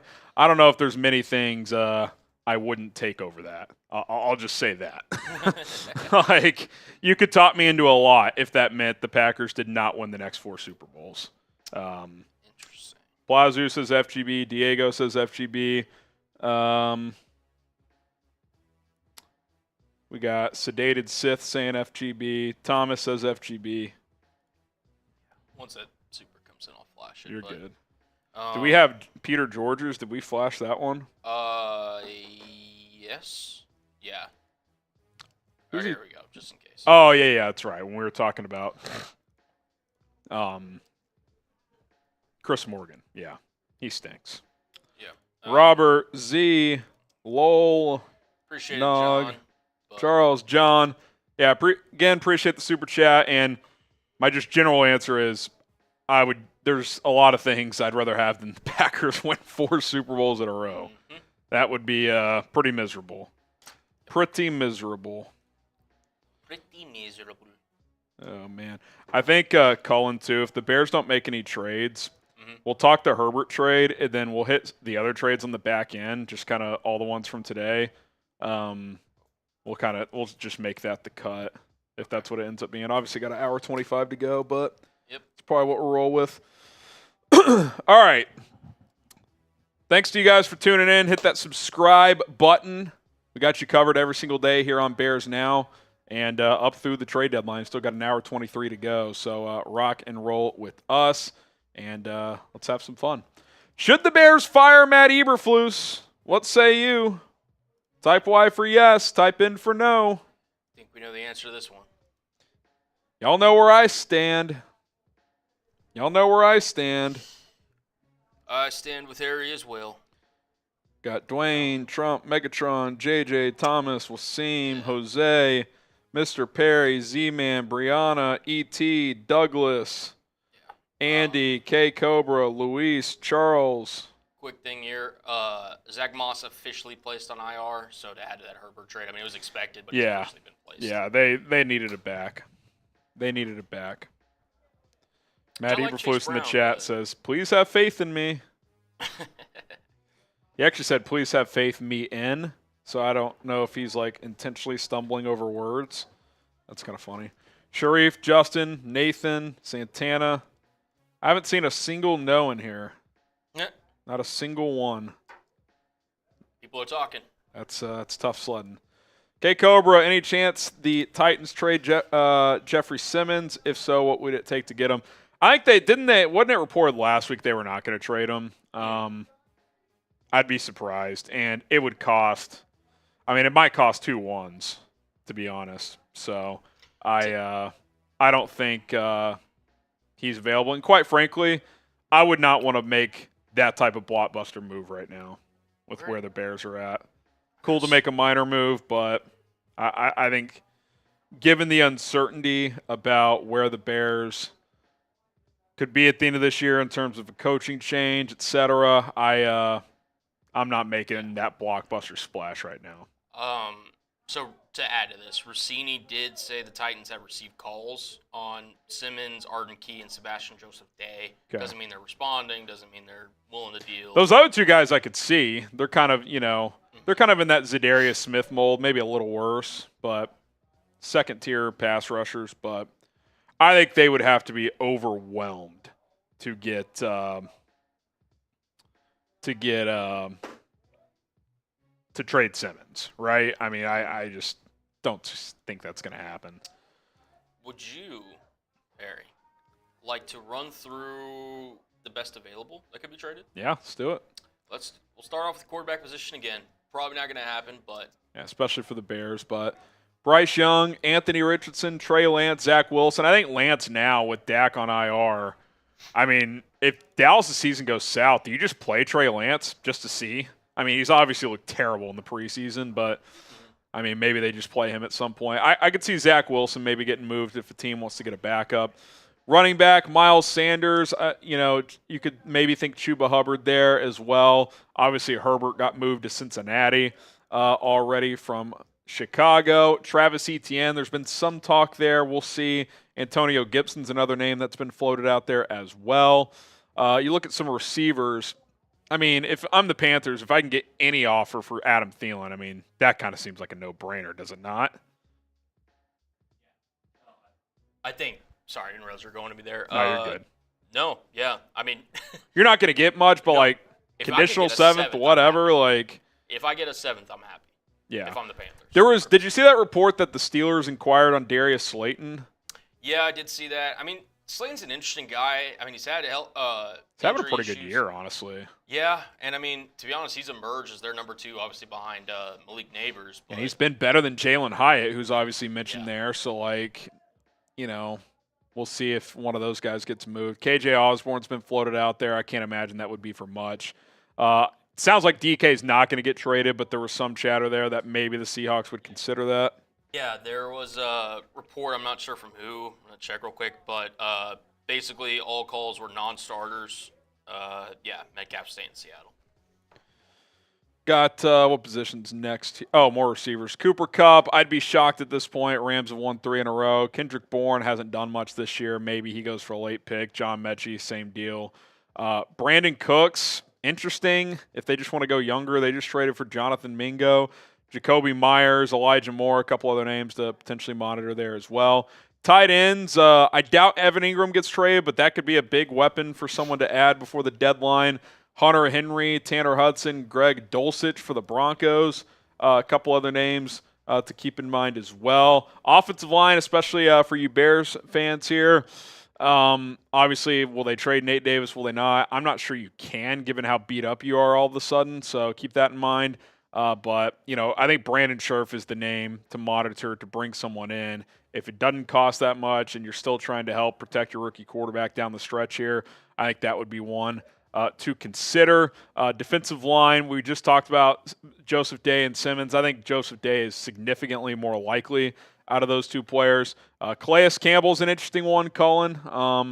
I would think Miami would take just about anything given his age for him. Dalvin Tomlinson's been floated out there as well. So is Shelby Harris, who I don't think we have on screen, but we'll see if the Browns trade away some more assets as well. Yeah, no, Calais Campbell, definitely a rental, just somebody, hey, a veteran come in. He could play multiple positions on the defensive line, which is nice, but it wouldn't cost you a whole lot either, which is ultimately really good. Yeah, DJ Jones is another one. Osa Adigizua for the Cowboys. He's been floated out there. So is Devon Godchaux. We'll see if the Patriots move on from him. They did just give him a new contract before this year, so something to consider. Excuse me. On that front. Okay. Pass rushers, edge guys, Chase Young. If I'm the Saints, I'm trying to move off just about anybody, if I'm being honest. So he'd be an interesting one. Peyton Turner as well with New Orleans. Azeez Ojulari, Cullen has drawn some interest.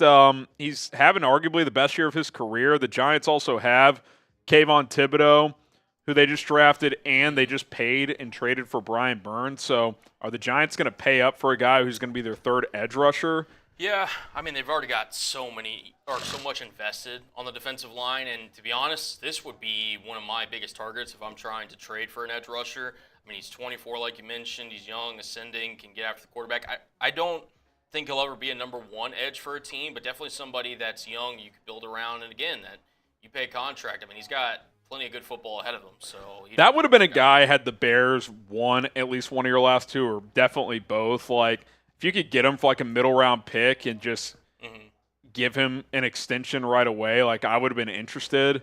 But I think now that's a non. He's probably going to cost at least a middle round pick, and you're 4-4, so probably not one I would do at this point. Clowney's an interesting one. I could see, Baltimore could use some defensive help. He played really well there last year. Could they bring him back? That would be interesting. Dom Robb with the Bears. Can the Bears get a pick for him? He actually made a nice little play early on last week, Cullen. He was active for the first time this year, and it was either a TFL or a tackle for a no gain early on. I'm not sure I saw him make another play, but that was a nice little play. DeMarcus Lawrence is hurt right now, so I'm not sure he's that viable. Then we just saw Preston Smith get traded to the Steelers. Some interesting names there. I don't think the Bears will target an edge rusher, to be honest. No, not at this point. It's sad because, there's actually a decent market for him. So some linebackers there. Nothing that really moves the needle for me too much. Obviously, Devin Lloyd was a decent pick a few years ago, so we'll see if the Jags hang on to him.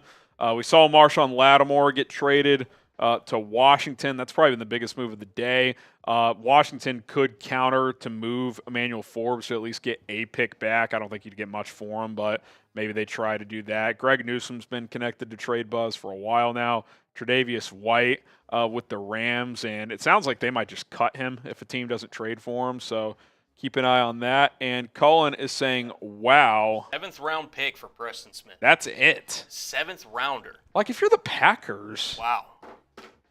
I mean, you do that every day of the week. If you're the Steelers? Yeah. Sorry. If you're the Packers, why not just ride that out? Even if you want to give other guys a bigger role. Like a 7th?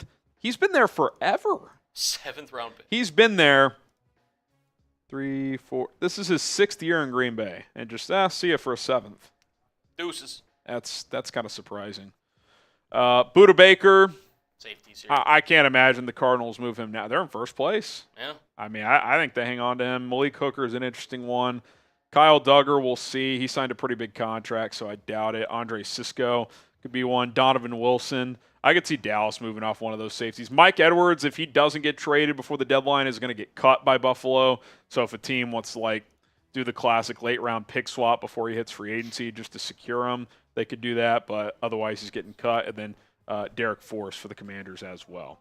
So there you go, position-by-position trade candidates as we are just over an hour away from the NFL trade deadline. I'm going to ask you guys a favor. A lot of you guys know this, but some of you may not.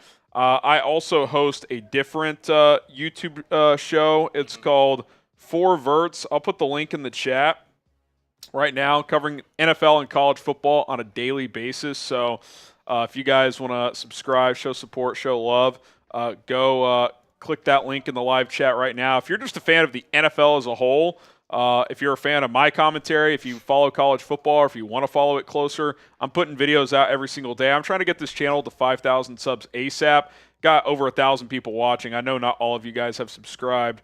I'll tell you what, we're 31 subs away from 4,400. If we get there by the hour, 10-minute mark here, so you got about 2.5 minutes, 31 new subs on 4 Verts, link in the chat, and go watch our videos. I'll knock out a beer bong here. 2 minutes and 40 seconds. Hit that sub button. I'll let one rip. And tell a friend as well. Non-Bears fans, we talk about the entire NFL on that channel, all of college football. So it's been a passion project for me. Colin's been helping me out with it. So I would greatly, greatly appreciate it if you showed some love over there. So there you go. A lot of fun. 28 away. 2 minutes and 15 seconds. So hit that sub button over there. It's free. Daniel in the chat says, been here since 15K subs. Been with 4 Verts since you started. Appreciate that, Daniel. 15K on Bears, too. I mean, it's a long time. It's probably about 4 years. So appreciate you for showing support. You guys are the backbone of this channel. You know, we all guys like Daniel, a real one. They're real ones. They're part of the FGB gang. 17 away, minute 45. By the way, I meant to ask, so you got that cake that obviously was FGB. What kind of cake was it? It was just like a chocolate cake. Oh, okay. Yeah, it was good. We still have some in the fridge. I might just bring it up here if. As long as it wasn't like a fudge packer. Nah, just like a little chocolate cake. Ba-dum-bum. Would Vrabel be willing to be the DC? I don't think Vrabel's jumping back in fully unless he's a head coach. I agree. And he's got the qualifications to be that. 8 subs away, minute 15 left on the clock. Hit that sub button. Check out 4 Verts.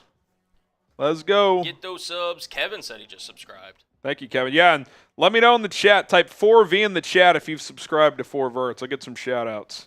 4V? 4V in the chat. 4V in the chat, baby. 5 more. 5 more. Let's go. Shout out to Daniel, Peyton, Steve, Mr. Cub, Santana, Dark City, Juggalotus, Brad, Kevin, Matt, E.T., Oso, I'm in your walls. It's kind of creepy. Bryce, creepy. Sawyer, Gaming. 3 more. Jaden. 3 more. Come on. Zegon, G. Sawyer, John, Jaden, Tyler, Allen, Jaden, Larry Peterson. There we go. We beat the deadline. There we go. And if you haven't, still hit that sub button, but I'll rip a beer bong for you. How about this, Colin? Is there a super chat price that if someone sends in that you'd join me in a beer bong? Ooh, okay. I like that. Honestly, $20? how about this? If we get to 400 by the time we get to the hour mark, how about that? Okay. I'll hold off for 10 minutes then. If we reach 400 and soups by the hour mark, Colin will join me. That's 43 away. If not, I'll let it rip solo. So until then, we'll keep chopping it up. Cordell says Eberflus is done. How funny would it be if in the middle of the trade deadline chaos, Colin, I don't want to say funny, but how fascinating would it be if it was like, breaking news, the Bears have fired Matt Eberflus. Could you imagine if that happened? It would be electric, and to be honest, I'd be happy. Yeah. I'd be happy. Be a good day. Be nice. If they fired Flus, I would find a way to talk myself into this season not being over. I mean, really, I would. Yeah. The Iron Bear, when do you expect to say Eberflus in the stands? I mean, I think if there's early struggles on Sunday calling against the Patriots, like say New England takes an early lead, I think first quarter is very much on the table. You will hear it. You will hear it.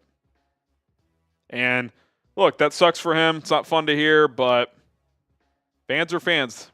It's short for fanatic. Like, these people are passionate. Bears fans, especially you guys who are in your 30s, 40s, 50s, 60s, who have been watching for years and been waiting for 1985 to come around again. Like, we deserve better than this. So, yeah, I think it'll be early on Sunday. Like, you want to avoid that, Matt Eberflus, you better hit the Patriots in the mouth early. Yeah, just a quick report from Rossini. Bengals are pursuing defensive tackles on the trade market. Does that mean that they go back to the well and maybe go a little Dominique Robinson? You know, he can play multiple positions. Yeah, he's more of an outside guy, but maybe he could help in there. Already made one deal today. Yeah. Who knows? I mean, I wonder if Chris Williams has come on as of late. I mean, could you just flip a player like that for like a 7th-round pick? Maybe. Maybe. So, we'll see. We'll see. The Iron Bear, by the way, gets on our Eberflus petition. Let's go. Shout out to you, Iron Bear. We're almost done filling that. We got 2 more on this sheet, and then we're on to sheet 2. Juggalotus gets us 1 away. Juggalotus. He says, Eberflus and hire Rolly. Rolly would take the job. I think he would, too. He would take the job. You get a raffle ticket, Juggalotus. If you're just joining us, $10 super chat. Get you 1 raffle ticket for our jersey raffle. Pick a player of your choice. And then $10 Venmo. Get you 2 tickets, max of 10. So $100 super, $50 Venmo. You guys know the math. There you go. Bears Goated says, you want to read this real quick? I'm 16 and love everything Chat Sports has to offer. How would one get recognized by you guys? And recognized in what way, by the way? Like in terms of like wanting to work here in the future? Go to college in a couple of years, get some experience, relevant. Start a podcast, start video editing. Yeah. You know, reach out when you turn 18 or 19. Start a YouTube channel. Like, show interest in this field. Yeah. I would say those are some ways. I mean, start a TikTok. Yeah. I know recently we've hired a couple of guys who have built up TikToks, so we're always looking for new and young talent. And, I mean, do what you love doing. Like, if you love being the social media part of it, do that. If you like, the editing side of it, do that. If you want to just talk, do whatever you want to do and just put it out there. Like, it matters whenever you apply for a job if you're able to show somebody, hey, I'm interested in your field. This is what I've done so far. We filled it out, by the way. That's 1 page. Let's go. Eberflus number 2 coming at you. Whatever happened to Rolly? He's now our Dolphins host. Yeah, still works here. He's just full-time on air. He's our Miami Dolphins and Miami Heat host. So there you go. Yeah. All right, who we got next here? We got a couple, but first we're going to go to Jason. Jason, you get a raffle ticket. Also get on the petition. Let me write you here. And I will say, Harry, this next one coming up, we're going racing. Yep. We're going racing. We're going racing. Been watching a long time. Love the show. Eberflus. Thank you, Jason. You're in our raffle. We got you on. You're on top of page 2 of Eberflus. You got the first signature. There you go, Jason. There you go. All right. Next one coming in from. All right, Mr. Cub. He gets a helmet sticker and 5 raffle tickets and on the Eberflus. He says, how much to get to the beer race? Well, we're there. We're there. You got us there. Shout out to you, bro. Shout out to you, Mr. Cub. Let me get you on the helmet. Yeah. Mr. Cub. There you go. And let's get it. We'll hit these last couple of supers to catch up, and then we'll knock this race out. We got. Let me write him down here as well. You want me to pull his name back up? Nah, I'll just write Mr. Cub. He'll know. Plazoo. Plazoo. SOB is ruining my Sundays. Ain't that the worst? Yeah, it's like Sunday's like your off day. You're supposed to chill. Obviously, you all know when you're a diehard sports fan, stress comes with that. Right. But it's a little too much these days. Little too much these days. It's not what they signed up for. No. Kevin Beard. His just went. That's weird. Just went away. Here, Kevin Beard. There you go. There you go, Kevin. Shout out to you, Ask man. a question this next is the time. first time. I got you on there though, Kevin. Thanks, Kevin. 1, 2, 3, 4, 5. All right. Buff Cartier. Hire Ben Johnson for head coach and hire Brian Johnson, former Eagles OC. No, I guess if he's not the play caller, but I don't want him calling plays. That Eagles offense was pretty bad last year. I don't even know. Is he on a staff this year? I'm not sure. Either way. I know he was highly touted before he got that opportunity, and he did not run with it. He did not run with it. Nope. Michael Ellis, who gets on here. You want to read this one? Please. Oh, there goes the audio. Please put me on the Eberflus petition. Question I have is why do we hear Michael. that we had a great week of practice, but on the field we see crap? That's a great question. Yeah, I mean, very rarely do coaches come out and say we practice poorly. I feel like 3, 4, 5. Also, games are just different than practice. Much more physical, different opponent. Teams are going to show you stuff that you haven't seen before based on your tape review. So, yeah, I mean, practicing well, obviously you need to practice hard, need to practice well, but it doesn't guarantee success on game day. So the Bears obviously got to be ready to play once these games get here. And they have not the last couple of weeks, especially last week. I mean, just a total no-show, if we're being completely honest. All right, are you looking to save money, looking to scale back, build your savings?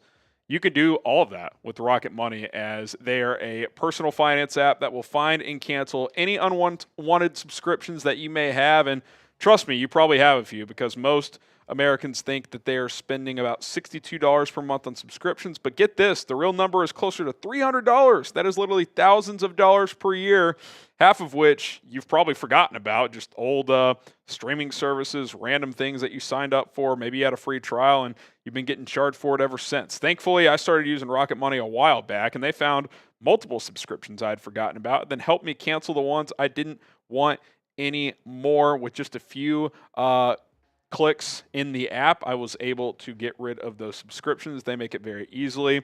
And by the way, how closely do you track your bank statements and credit card history? Are you combing through every single charge on a regular basis, or just assume everything is fine until you notice something weird?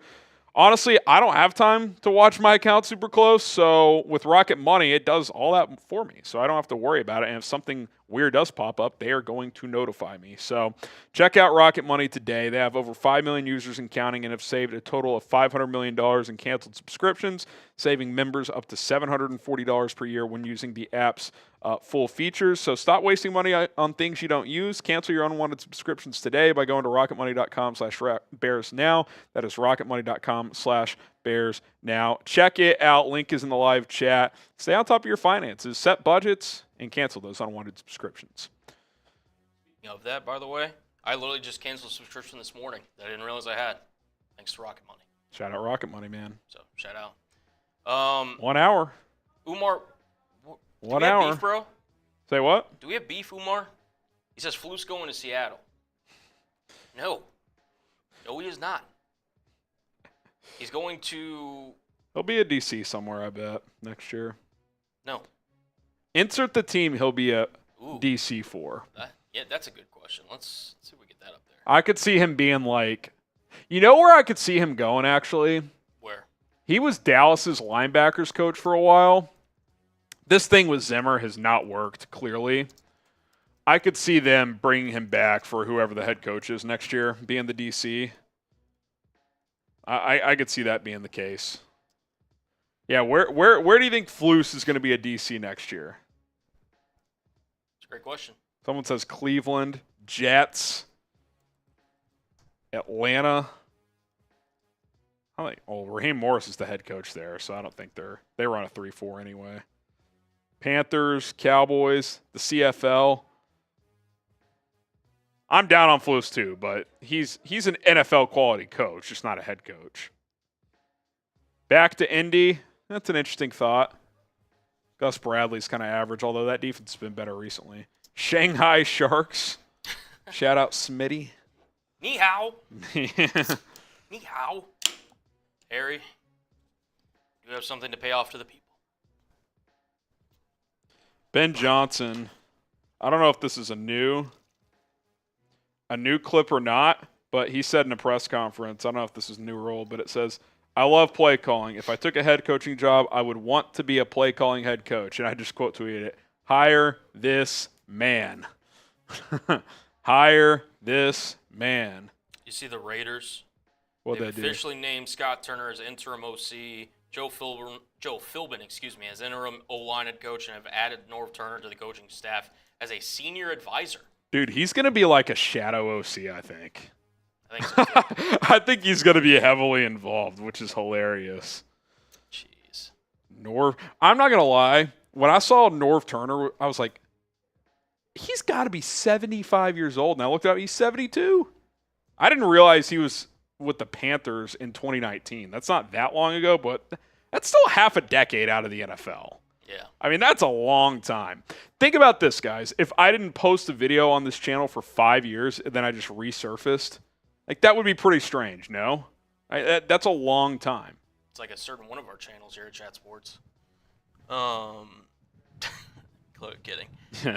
No, that's good stuff. FGB Fireflus from Jaden. Let's Everett go. says updates. There have been, 6 trades made today, Harry? Like 6 in total? Smith, Herbert, Mingo. What was the one after that? Was it Lattimore? With Lattimore, then Williams. Mike and then Williams, Smith. Preston Smith. Are those the only 6? That's what I'm seeing. Yeah, that sounds right. Cool.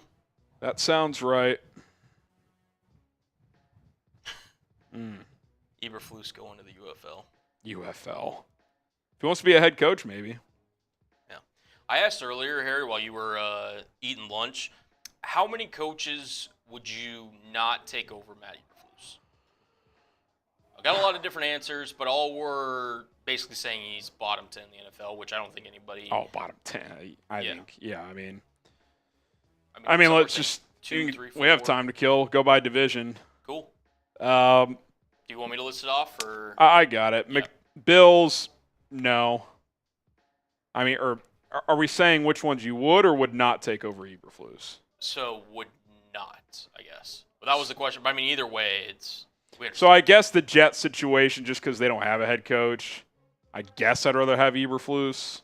But if it was Saleh or Eberflus, I think I'd go Saleh out of those two. But if it's their current situation, I guess the Jets is one. Gerard Mayo, I guess we'll find. Whoever loses this week, I would take the other guy. I'd take Mike McDaniel over him. So we'll just say one for now because TBD on Mayo. None of the AFC North guys. I would take Flus over. AFC South. I'm not a Doug Peterson guy, but I'd probably still take him over Eberflus. Brian Callahan, I mean, do we know anything about him? I might just take him because he's an offensive guy, but No. I don't even know if I could go that far. I would take Flus over Antonio Pierce. So I guess that's 3. I would not take him over Dayball. I would not take him over McCarthy. I would not take him over – I don't like Sirianni, but I would not take him over Sirianni. And I would not take him over Dan Quinn, certainly. None of the other NFC North coaches. I guess I would take Flus over the Saints' current situation. Him and Dennis Allen are basically the same anyway, so I'll give Flus the benefit of the doubt there. Dave Canales, I'd rather him work with Caleb probably than what you currently have. I guess that's an unknown. I'll give Flus the benefit of the doubt there. Saints and Panthers, so that's 5. And then none of the NFC West coaches. I mean, Gannon just schooled you, so he's bottom 5, 6 based on that 2-minute exercise. It's unbelievable. He's 14-28 as a coach. He's not won a road Sunday game. He's 0-18. It's crazy. It's crazy. It's not good, man. It's not great. Fire Flus, hire Bill Belichick. All right, just on the fly, yes or no? Would you take Belichick? Yes or no? You guys let me know. Would you hire Bill Belichick? I would take him over Flus, but I don't want him. Bill is over the hill. A lot of no's in the chat. Abraham says yes. Lowell says yes. Yes, but McCaskey's wouldn't. Paleo says no. Trump says no. Nathan says yes. Looks like it's about 80 no, 20 yes percentages. Pump says yes. Cordero, J Knight, Xavier saying no. GV says yes. Yeah, I'm not interested in Belichick. Now, if it's him or Flus, yes, but John T says Waldron to Ukrainian front lines if we keep sucking. Again, not going to dip into the political waters, but yeah, I mean, if this thing doesn't get turned around, Waldron's clearly going to be gone. So that goes without saying. Pirate, why are we not hiring Jason Moss from the Alouettes? Jason Moss, Mose? Am I supposed to know who this is? I don't know. Got some. I don't want another CFL coach. We tried that with Tressman about a decade ago. That was a disaster. Let's hire The Rock. Be entertaining. Yeah. He did play college football. There you go. Xavier 91. Can't wait to hear more about the fundamentals. Always. Hits principle, baby. Hits principle. All right. 52 minutes. Just give me a trade league. I don't even care who it is, who it's for. Just give me something. I know. It's kind of quieting down now. Give me something. As we got Corey Griffin. I'd take him over Flus or an interim coach. What, Belichick? I'm assuming, yeah. Yeah, what, like fire him tomorrow and bring in Belichick to finish the year? That would be kind of interesting, but yeah, I don't think that's happening. I don't think that. Belichick also wouldn't do that either because if it doesn't go well, then his chances of returning permanently to a team would be pretty low, I would think. So I think he just wants to go through the interview process with teams next offseason and convince a team to hire him. Do you think he gets back in? I do. I think, to be honest, Albert Breer said this, and it hasn't gotten out of my head. I think Belichick would go to Jacksonville. And I think, yeah, and if you're the Jags, you might just be like, we just need to make a splash. Bulky sucks. He's going to get fired, along with Doug Peterson. It could be an area like Tom goes to Florida. The storylines just write themselves. And he can go retire there. And he's got Trevor Lawrence, which, again, you can say what you want about Trevor Lawrence. He's good enough to get Bill Belichick the win record, which would be the only reason Bill would even get back into coaching. What's he, like 15 wins away or something like that? It's like within a season, I'm pretty sure. So, yeah, like if he's average for 3 seasons, he'll surpass. Is it Shula? Yes. NFL all-time wins leader. I really do think Jacksonville will be the spot. And, to be honest, in Jacksonville, defensively, they could use some coaching up. Offense, they have some pieces. Brian Thomas obviously has emerged for them. Evan Ingram, he's getting older, but he's 16 behind. Yeah. So if he coaches 2 years and wins 17 games, 3 years, you would think for sure he would get that record. And if you're a team like the Jags, you can say, yeah, Belichick's surpassed the wins record as our head coach. Yep, exactly. Like Brady, that Bucs Super Bowl will live in infamy. And Bill Belichick getting the record-breaking win in a Jaguars hoodie, it'll look weird, but it'll be history. Yep. And I think Bill, he hears the noise of Brady was able to do it without you. Yeah. He hasn't proven he can do it without Tom. Like, I think he's got an ego. He wants another crack at this thing before he's done. I agree. All right, we got 49 minutes. You want to knock out this beer bong race? Let's do it. We're also $53 away from 500. That would be a boot for me. So if someone wants to make that happen, we can do it. You got yours filled up over there? All right. Here we go. 3, 2, 1, go. Ugh. Excuse me. Whew. God, just a tank over there. Ba-dum. Carl Someone V says said they made a trade. If you're talking about the Bears, they did make one earlier today, which we can flash. I trade Khalil Herbert to the Bengals feels like 10 hours ago. I guess it's about 5 hours ago, 6 hours ago. About 8 o'clock this morning. Yeah. 7th round pick. Not much, but when you're out of the rotation, you're in an expiring contract. You're not going to get much. I remember us talking about Hire Jackson Arnold for head coach. I saw that. I remember us talking about the running back room, and listen, Herbert's had productive. He's a good player. He's been productive. He's a good runner. The problem is if he's not the starter, he's not a third down back because he doesn't catch the ball that well and he doesn't pick up pressures that well. He's not a supreme special teams player. He can play some of the units, but he's kind of average at that. So it's one of those deals where if he's not your starter and he's not your number 2, where does he fit? And again, this goes back to if you want to count fullbacks, the Bears kept 6 players in their running back room. Out of the backfield, yeah. And Kari Blasingame is gone. Bayless is now gone. Khalil Herbert got traded away. Yeah. It's kind of I haven't even thought about that. So you have a roster spot open now. So I wonder if, they could still make a trade, but they probably elevate someone from the practice squad otherwise. I would just keep Reddy Stewart up, Colin. He should have made the team initially anyway. Reddy Stewart's an interesting option. I just thinking back to cut down day.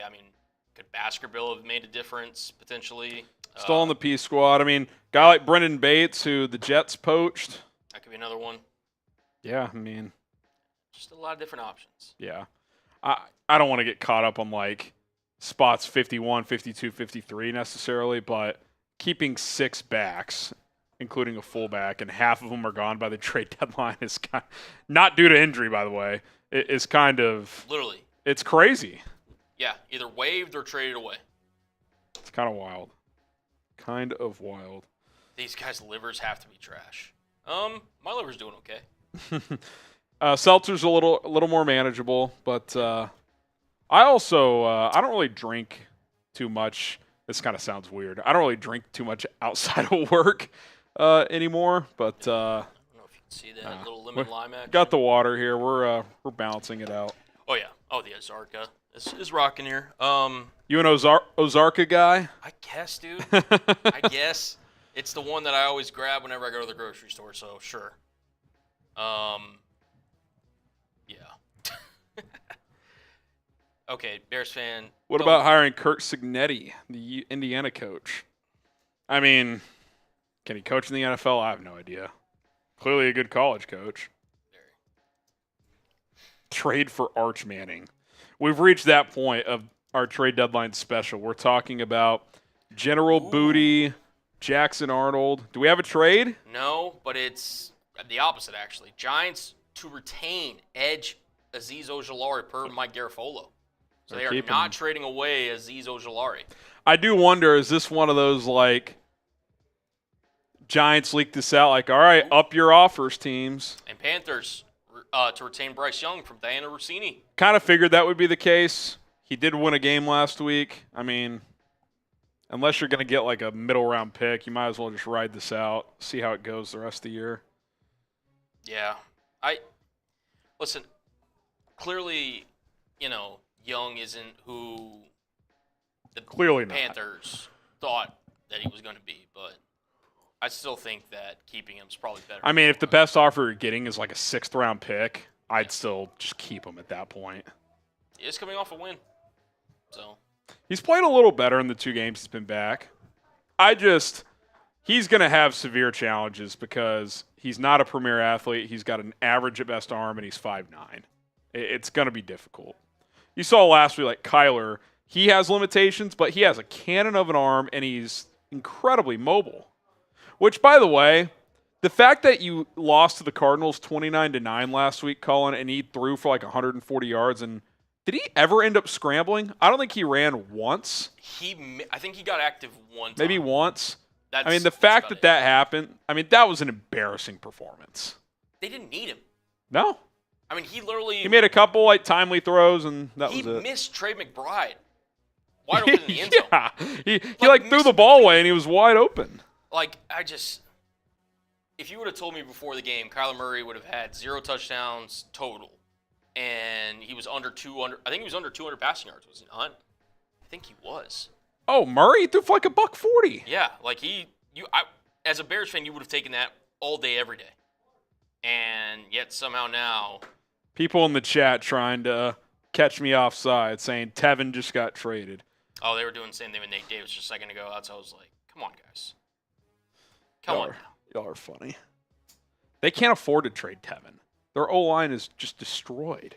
And that's the thing. Even Nate Davis, you can't really, you could, but, I could understand that one because he's clearly not in your plans at all, but, and you could just elevate a practice squad guy, but even that's, questionable at this point because you're so decimated.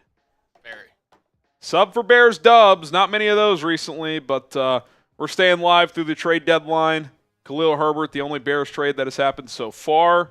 We'll see if any more moves happen between now and 3 o'clock Central Time. Once the deadline comes and passes, we'll do a reaction show for the deadline, and then we will get on out of here. So thanks to everybody for tuning in. We'll still be live again on Thursday as well.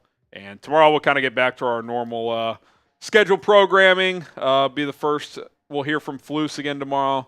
See what glorious words he presents us with, and then see what the injury situation is because you got a lot of them coming up here. Yeah. So for that recap, how did you want to do it in terms of We'll just re-hit the Herbert trade. We'll just cycle through every trade that happened today, and I'll just a couple NFC North moves.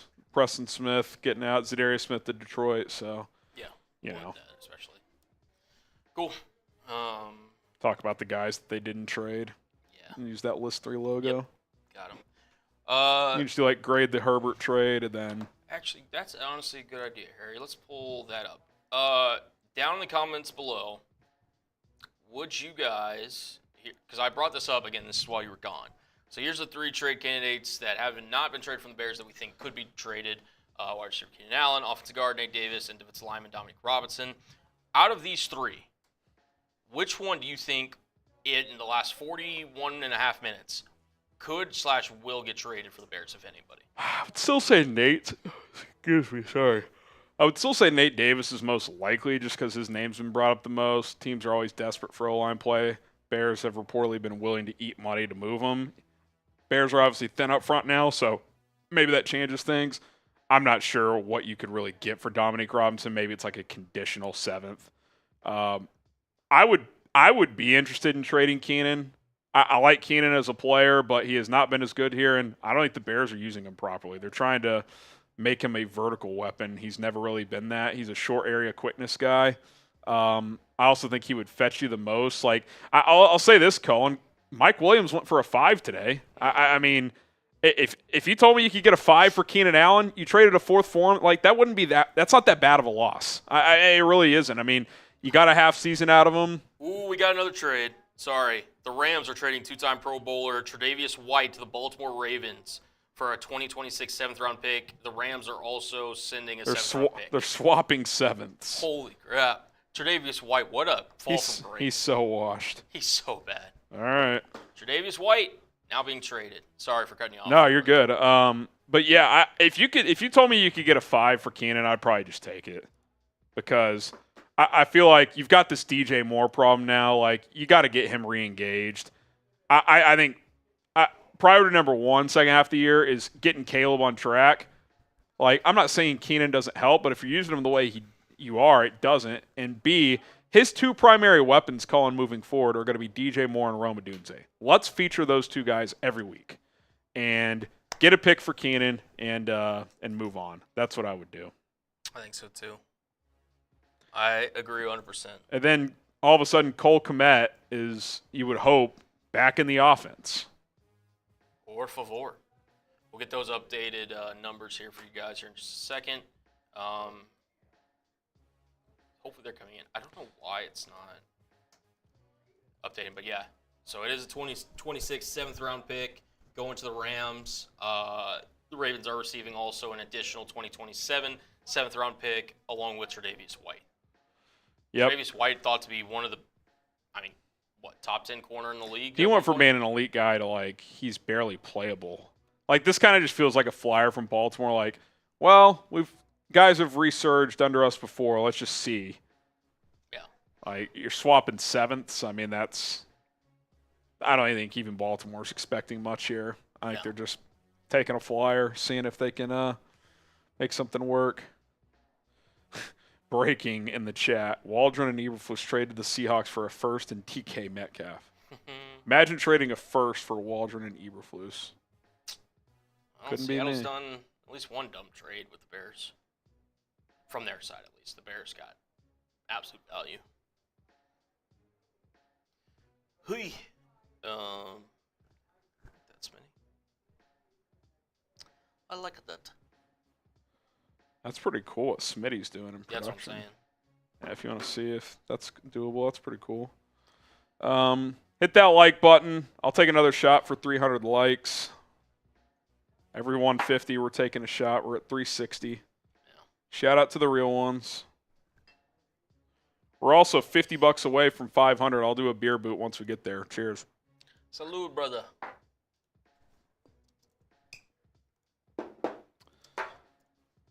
Definitely a quieter trade deadline for the Bears compared to the last 2 years. Remember last year they traded for Sweat, and then there was that drama that they were going to trade Jalen Johnson, but they didn't. Crazy. Joey, do we really think Ben Johnson is realistic because of money? If not, who's the next best? Well, money aside, I'd have Johnson 1, Vrabel 2, and then a litany of offensive guys. If Stefanski opened up, he'd be high on my list.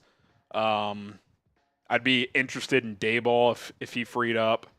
Kingsbury, I'd have to show some interest in. I have questions on if he could be a high-level head coach, but I think him and Caleb would obviously have a good chance of rekindling that relationship and hitting it off. You see what he's doing with Jaden Daniels. I think that would get exciting. I want to see. I thought you made a good point, Colin, yesterday.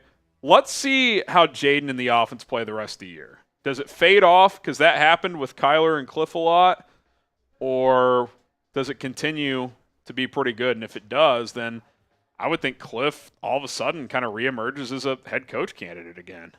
Yeah. It's kind of crazy.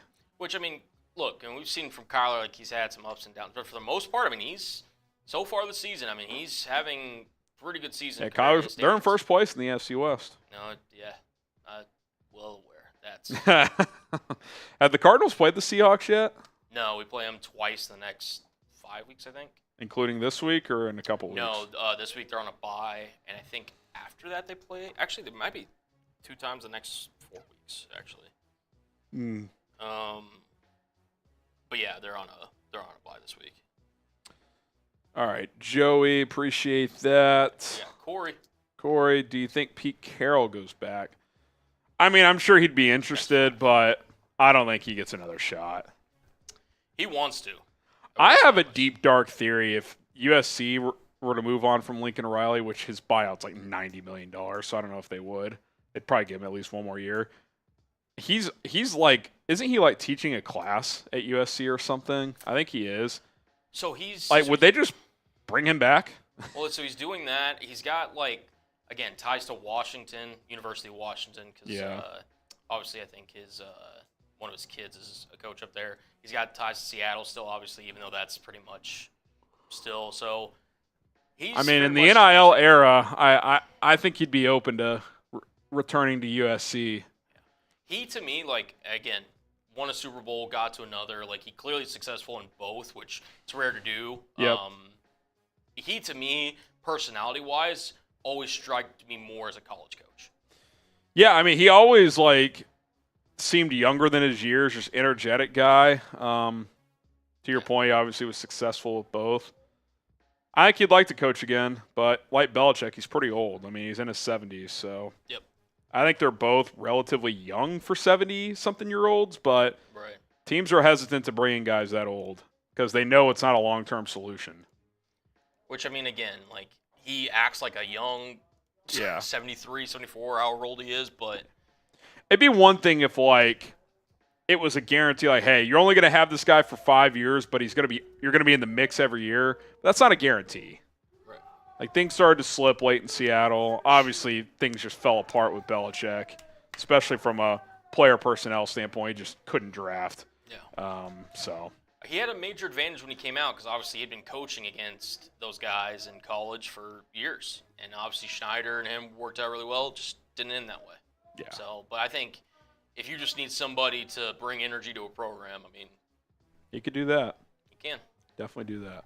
All right, if you want to go to a college football game, NFL game, NBA game, hockey game, etc., concert, comedy show, go to Game Time. Today's sponsor is Game Time. The best ticketing app out there is Game Time, and I love going to high-level sporting events. I want to go to a UFC match soon. That's on my bucket list. Definitely want to make that in the cards. And if I do so, I'm going to get my tickets with Game Time because that's where I always go to go watch my alma mater TCU play. If I'm going to other events, concerts, etc., my wife and I always use Game Time. Their new feature called Game Time Picks makes getting tickets to see your favorite teams play much easier. It'll filter out the fluff to show you the best deals on the best seats so you don't have to scroll through thousands of tickets. Whether you're getting tickets to a sporting event, concert, comedy show, or anything else, Game Time has you covered with super deals, which are the best bang for your buck.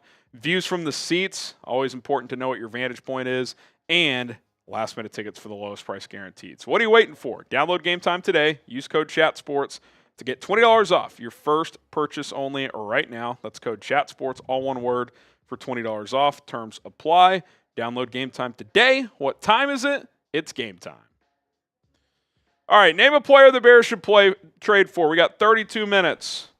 Who's someone they should trade for? And Colin, you get some shout-outs. I'm going to run to the restroom before the trade deadline winds down here. Gotcha. Here, If you're good here. Off. Let you get set up, and then I'll be back in a few minutes. All righty. Yep. Alrighty. Who should the Bears trade for? We kind of went through the list earlier. If need to, go through it again. But just curious to see what you guys think. Who should the Bears trade for? Lakura saying Wyatt Teller. Big Meaty Claw says Uncle Rico. That's funny. Bears fan says Allen Robinson. Eesh. Brandon Scherff from Gaming. Richard says Rolly. That's funny. That's funny. Mark says Quinn Nelson. Teller. I got Scherff from Brad. Ben Johnson from Random Irishman. That's fair. Let's see. Zach Martin from Snow Gang. Let's see. They should trade McCaskey for $7.37 and a new owner. Icky Woods from Richard. Jeffrey Simmons from Elevated. Jordan Love from Midway Monsters. Eesh. Type F those FGBs. Rex Grossman. Mike Tomlin. Maxx Crosby. See, the thing is, I do think Zach Martin will eventually become a Chicago Bear. I just don't think it'll happen until the offseason. I don't think Dallas, with the move of trading a fourth for Jonathan Mingo, that doesn't scream like they're willing to trade off Zach Martin. At least not to me. So, could I see it in the offseason, though? Sure. I just don't think it'll be right now. Wyatt Teller's an interesting one. Definitely could see. I mean, the Browns are clearly selling at this point. Don't know. I mean, probably like a sixth. We'll probably get it done. I don't know if Poles wants to pay that. FGB, appreciate that from Ty Rizzle.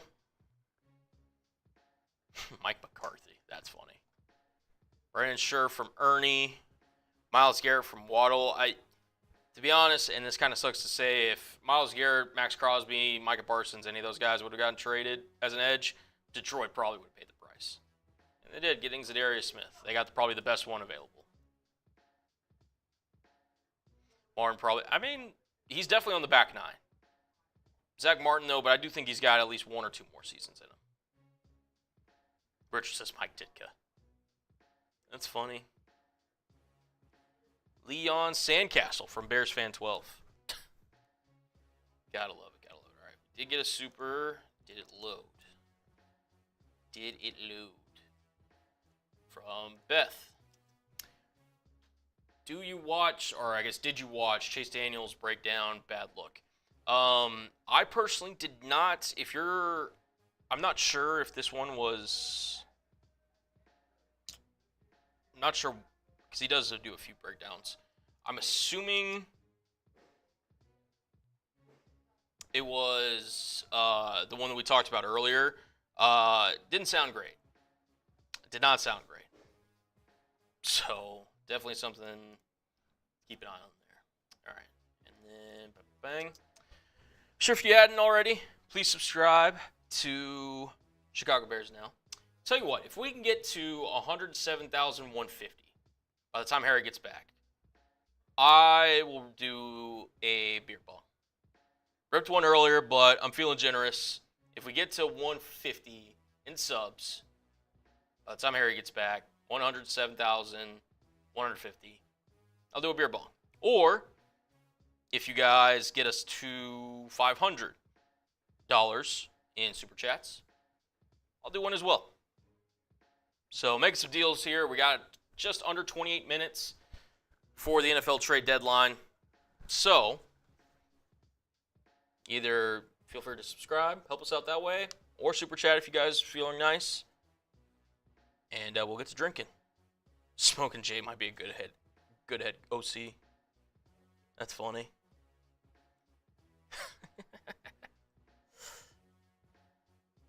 Bum-ba-da-dum. Or at the end. Maybe. Breaking: General Booty and Jackson Arnold hired as Bears OC and head coach. Sources have reported they will be implemented into Chicago Bears staffing this week. I mean, you heard it from Sawyer. I mean, that's basically true. Anything you read on the internet is true, kids.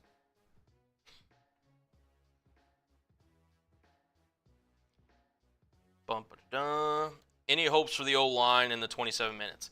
I mean, we can show the offensive line targets again, because I do think that'll be one that a lot of Bears fans are going to be kind of wondering about. Evan Neal, Nicholas Petit-Frere, which, to be honest, I would not want if I'm the Bears, because he did not do well in Week 1 whenever he was going up against Montez Sweat and many others. Nate Davis, obviously, is on the trading block. Brandon Scherff, to be honest, would be your probably best case scenario. If you're a Bears fan, the Jags have already started to sell some pieces, as they're probably going to look at it. Ben Cleveland from the Ravens, maybe. Don't really see that one happen. And then Zach Martin for the Cowboys. So these are your potential options. Whoa. Don't know what happened there. All right. But yeah, that would be my best guess. One of these guys. Probably, again, the Ravens just traded for Tre'Davious White, so I don't think they traded away Ben Cleveland, so Brandon Scherff would probably be the best bet. Chime 54, Cullen grow a beard. I've been trying, man. I can grow it better than this a little bit, but yeah, it's not looking great right now. It's not looking great. Trey Davis now. I agree. He doesn't have any trade value. I mean, it's definitely not great, and the Bears would probably have to eat a good portion of his salary to get off from him, but we'll see. Neck beard at its best, yeah. You're right there. Bum-ba-da-dum. Yeah, I'm going to be honest, like, the longer it takes, the less likely a trade obviously is going to happen, but Brandon Scherff would be the guy that if I had to bank on somebody, you know, or if the Bears made a move, he would be the guy that I would bet on. Ooh, Aaron Gordon, NBA news, missed multiple weeks. Not good for the Nuggets. Harrison is Grizzly Adams. It's funny. Why'd you call me out? Man, you're in the chat, brother. I'm just responding to you. Jacob, it's leaning more towards no. Obviously the longer we get to this, but yeah, it's he was asking, do you think the Bears will make another move? And it doesn't feel like it right now. It doesn't. Get you hooked up there. All right. Yeah, it doesn't feel like it. Does not feel like it. And look, I don't think if you're Poles right now, like making a move to make a move makes sense. I mean, if there's a minor opportunity out there, sure, but I just don't think. It never felt like going into this deadline, especially losing the last two games, that they were going to make that big move. So it be what it be. 24 minutes, we'll see. I'm stunned that we couldn't move Keenan. Well, they may not be trying to, Michael. They may not be trying to. Hit the Chiefs up about Donovan Smith. He's a free agent. He's not on the Chiefs. Yeah, Lily Barstool just posted, the Bears are sellers at the deadline. Jesus. It's seeming that way, be honest. Oh, I think they're mostly just stand pat. I mean, like Herbert, if you want to call that a sell, I mean, he wasn't playing, so it's just kind of a take what you can get situation. I'm sure they made calls to see if anybody would take their pieces, but yeah, I'm sure they're working the phones, but 23 minutes. How many more trades do you think happens? Just general. I would be shocked if the number's 1.5. I'm definitely hitting the under. One or less. Yeah, I don't see it happening. I mean, across the league, by the way. No, I know. Yeah, you think it's mostly done? I think so. I mean, could we maybe see like a random just, late round pick swap trade go down? Yeah, maybe? what we just saw with Trey White. Yeah. Jamie gets on the Eberflus petition. $5 to join the Fire Matt Eberflus petition. This is our second page. He says, Vrabel head coach, Dayball OC. They would not let any BS fly and demand respect. Dayball is the no-nonsense coach. Caleb needs to calm him down. I would love that pairing. If Dayball gets fired and you don't end up with Ben Johnson, you go Vrabel and Dayball is the OC. I mean, I'm in for that. If you told me, Colin, you ended up with this, I would sign off on it. Yeah. Yeah. Who cares who the DC is? Yeah. I mean, maybe you get Saleh too and just load up. But yeah, which I do think getting, obviously good DC is important, but the Bears are so loaded on that side of the they've got pieces. Yeah. The Bears, they're always good on defense. I'm not worried about the defense. No. That's why all these people are like, what about the defense if we get rid of Flus? The defense is going to be the defense. It's going to be fine. They've got the pieces. Shyman 54, why would we not go after a lineman? A, there may not be a trade out there they like. B, Poles might just be in the position where he doesn't want to trade picks. Say, you know what? We're trending south the last couple of weeks. I want to keep my draft flexibility. Might just be where he's at. Yeah. Because, also, too, like, what the Bears had in total, how many draft picks last draft? 5? Just 5. 6? And they traded one from the 25. They traded a 25 pick to get Austin Booker. Mm-hmm. So they only had 4 because, remember, they traded a pick for Ryan Bates, who is yet to play this year. Might be back this week. Traded a 4th for Keenan Allen. And I can't remember what they did with their other. They had another pick that they traded. But, yeah, I mean, they want to have draft picks next year for sure. Mm-hmm. For sure. We got one from Trace. Trace. He gets a raffle ticket, too. At what point do we just wave the white flag and demand ownership to sell? Because for as long as possible, the same denominator remains same ownership. I hear what you're saying, but what are you going to do? You can't force them to sell. This isn't like one of those finance shows, Colin, where like if you're able to buy enough stock of a company, you can essentially become the new owner. Like, it doesn't work that way. If the McCaskies want to own the team, they're going to own the team. You can't take it from them. Yep. So, that's why I get it. The McCaskies are an issue. It is what it is. I don't get over caught up in it because it's not going to change. They're not going to sell. And everybody's like, well, once Virginia passes, they might. Why would they? Well, they're not football fans. It's a cash cow. Like, I wouldn't sell.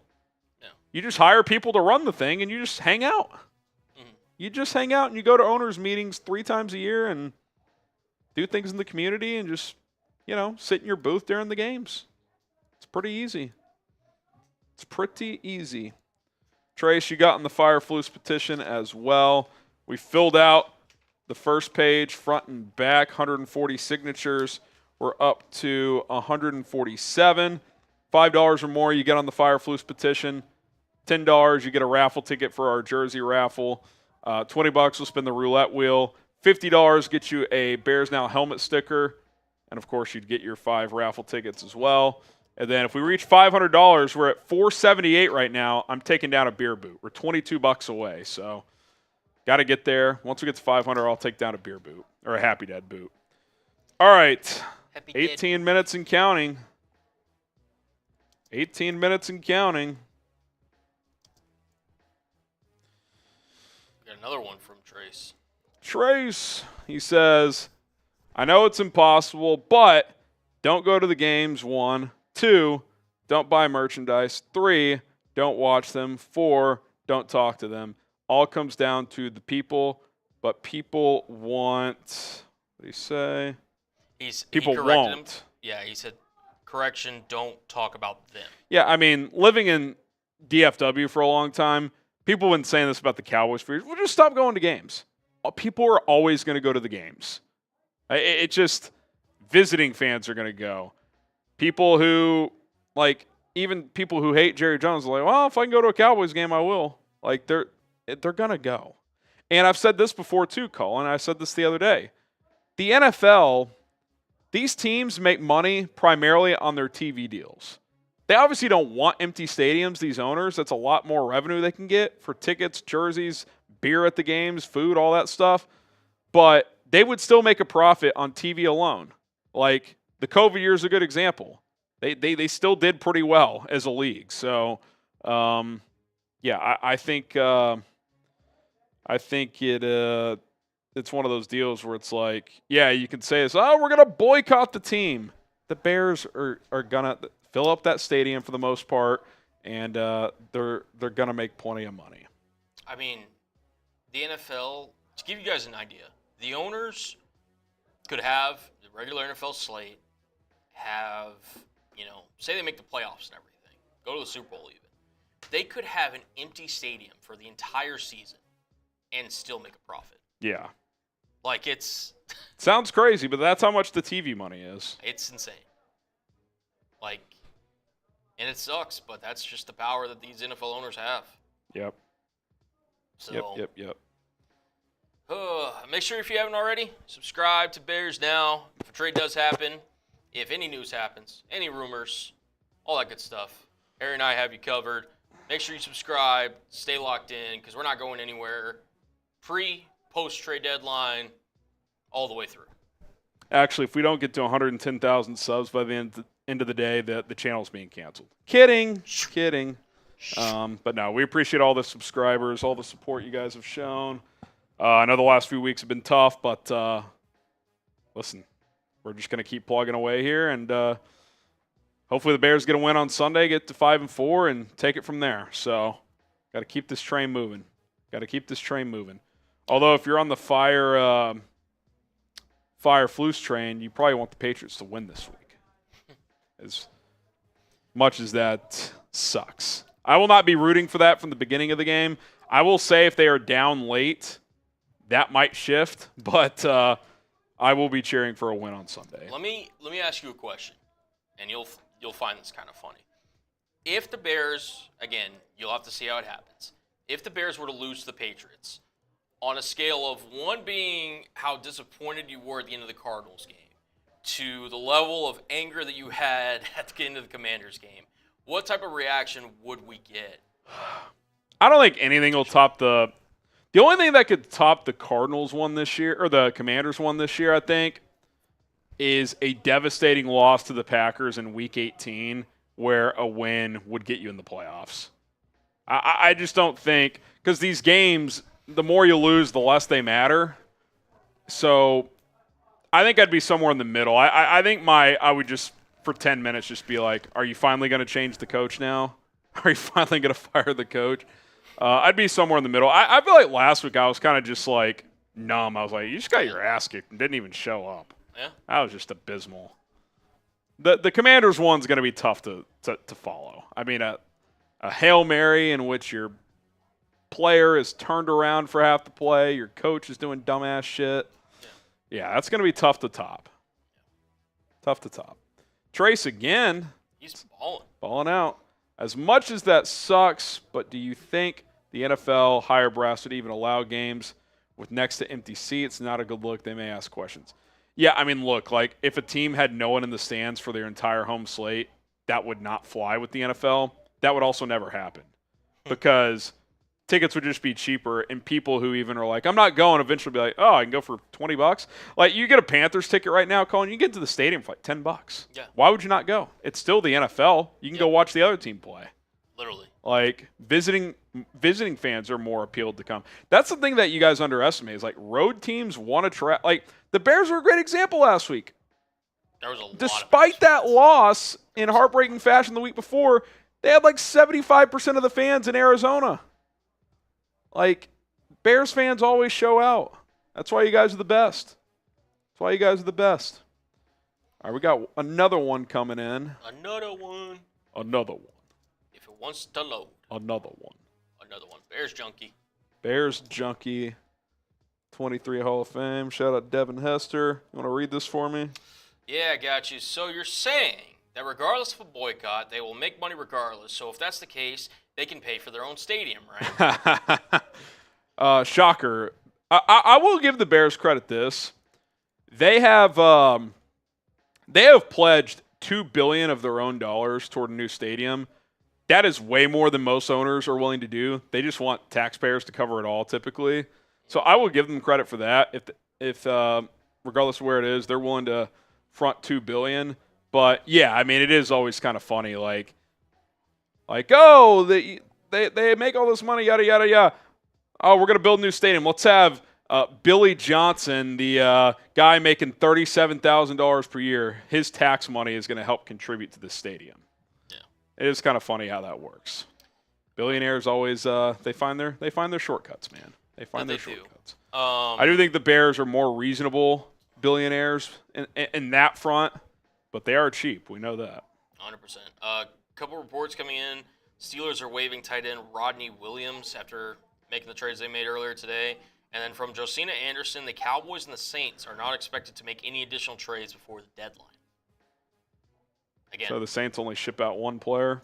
Pretty much, yeah. But their big one, Lattimore. Yeah. I guess, yeah, Chase Young's off the market. Chase Young's staying. Cowboys are done, which I'm surprised they made the move they made, to be honest. Classic Jerry. I mean, obviously he said that knowing the trade was basically already done, but the fact that he phrased it the way that he did, I mean, that's typical Jerry, man. What was the phrase? He was like, we're about to trade for a guy we really liked coming out of the draft or something like that? Like they've been keeping an eye on or something like that. Hold on, I gotta look this up. Jerry Jones. So they will be adding a wide receiver before the trade deadline, a player they've admired since his college days. Since his college days. Admired. You know what probably happened? He probably torched Arkansas one year because Jerry's a big Arkansas alum and booster, and he was like, oh, we got to get this Mingo cat. Yeah. Y'all seen this Mingo? Staven? What do you think Mike McCarthy would think of this Mingo? That is just brutal. Alex. Harrison, everyone has fault in this from O-line to defensive breakdowns. Caleb as well is missing open receivers. Yeah, look, I'll say this. Multiple film study guys, Tim Jenkins, who does a good job, and JT O'Sullivan, they've both gone public this week and been like, these receivers' effort is embarrassing. So I'm going to have to go watch the film from this past game in particular, but if they're half-assing, I mean, and this rookie quarterback's running for his life, what's he supposed to do? obviously he's missed some throws, but, like, you got to get more help than this. I mean, I praised this front office and this team for getting the weapons they did, but it does not feel like long-tenured caliber players like DJ Moore and Keenan Allen are contributing and getting open nearly as much as they should be. Now, I think they're not using Keenan in particular properly, but they got to get more out of these weapons. Period. End of story. Yeah, it's a must. Like another team apparently out of the mix in terms of making deals. The Minnesota Vikings. The Vikings are not expected to make any additional trades before the deadline. They have limited draft picks, at least for this year. That just doesn't make a lot of sense, to be honest. Someone says traded for Dan Feeney. That was funny last year. Dan freaking Feeney. They traded for him last year. Golly. Jacob. So since they could put up $2 billion for a stadium, pay Ben Johnson. Facts. You don't have to convince me. The being cheap for a coach is just inexcusable. You're a major market franchise. There's no excuse. No excuse. None. No excuse. Komet needs more looks. Ridiculous to ignore him last week. Completely. It's completely ridiculous. He's got to be a bigger part of this thing. Got to be a bigger part. You want to flash the Super Chat menu as we got about 8 minutes until the deadline?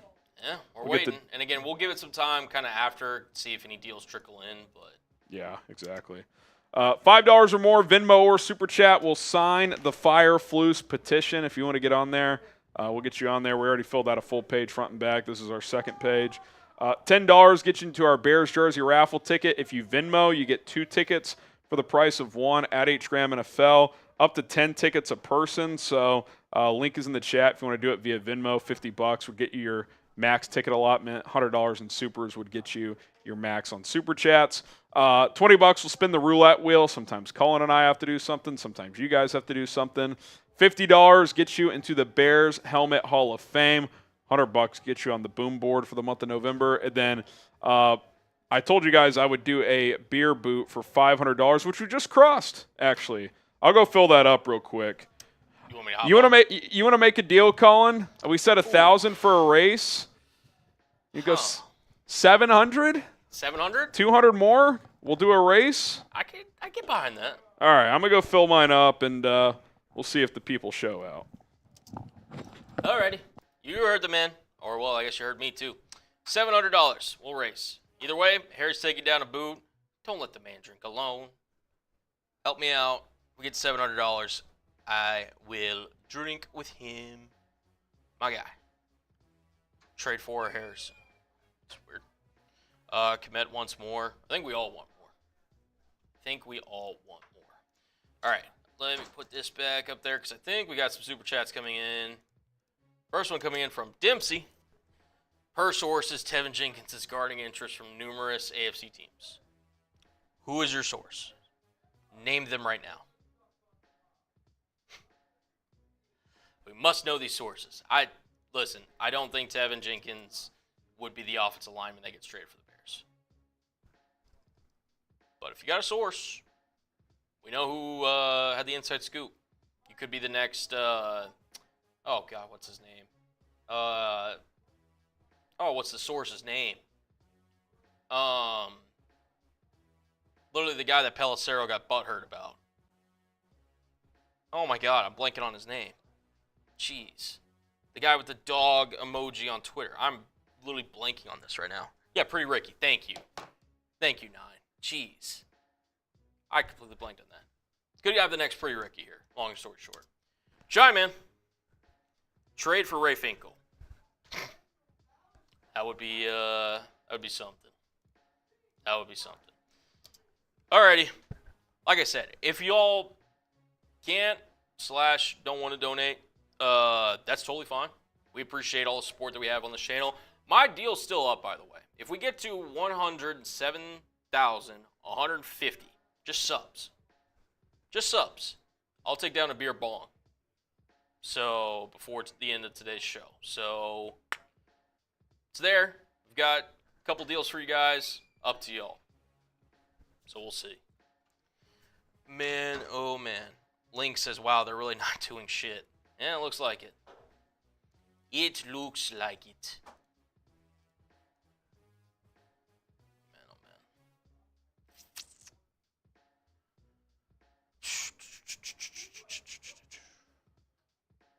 The Bears need help on the O-line. I'm not sure what they're thinking. You got half the season to play. You still need help. It's true. Appreciate that. All right. Coming down to the wire here. That's 4 minutes. I think you're right. I think it might be done. Yeah. Might not be any more trades. Kind of a quiet deadline this year. It kind of felt like that could be the case because a lot of trades happened like over the last month, starting with Adams, Yeah. Cooper. So I don't want that. I'd love if we could talk about a trade right now. It doesn't matter who.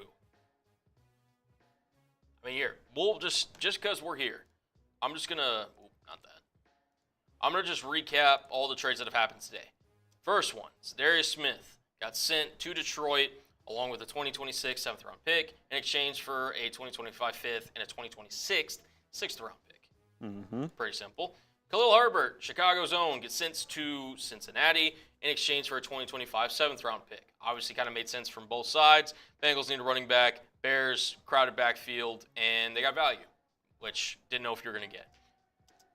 Shocker of the day, Jonathan Mingo, a whole 12 receptions and just under 150 yards, goes for a 4th round pick, while Dallas also recuperates a 2025 7th round pick. Jerry Jones at his finest. that one's just outrageous.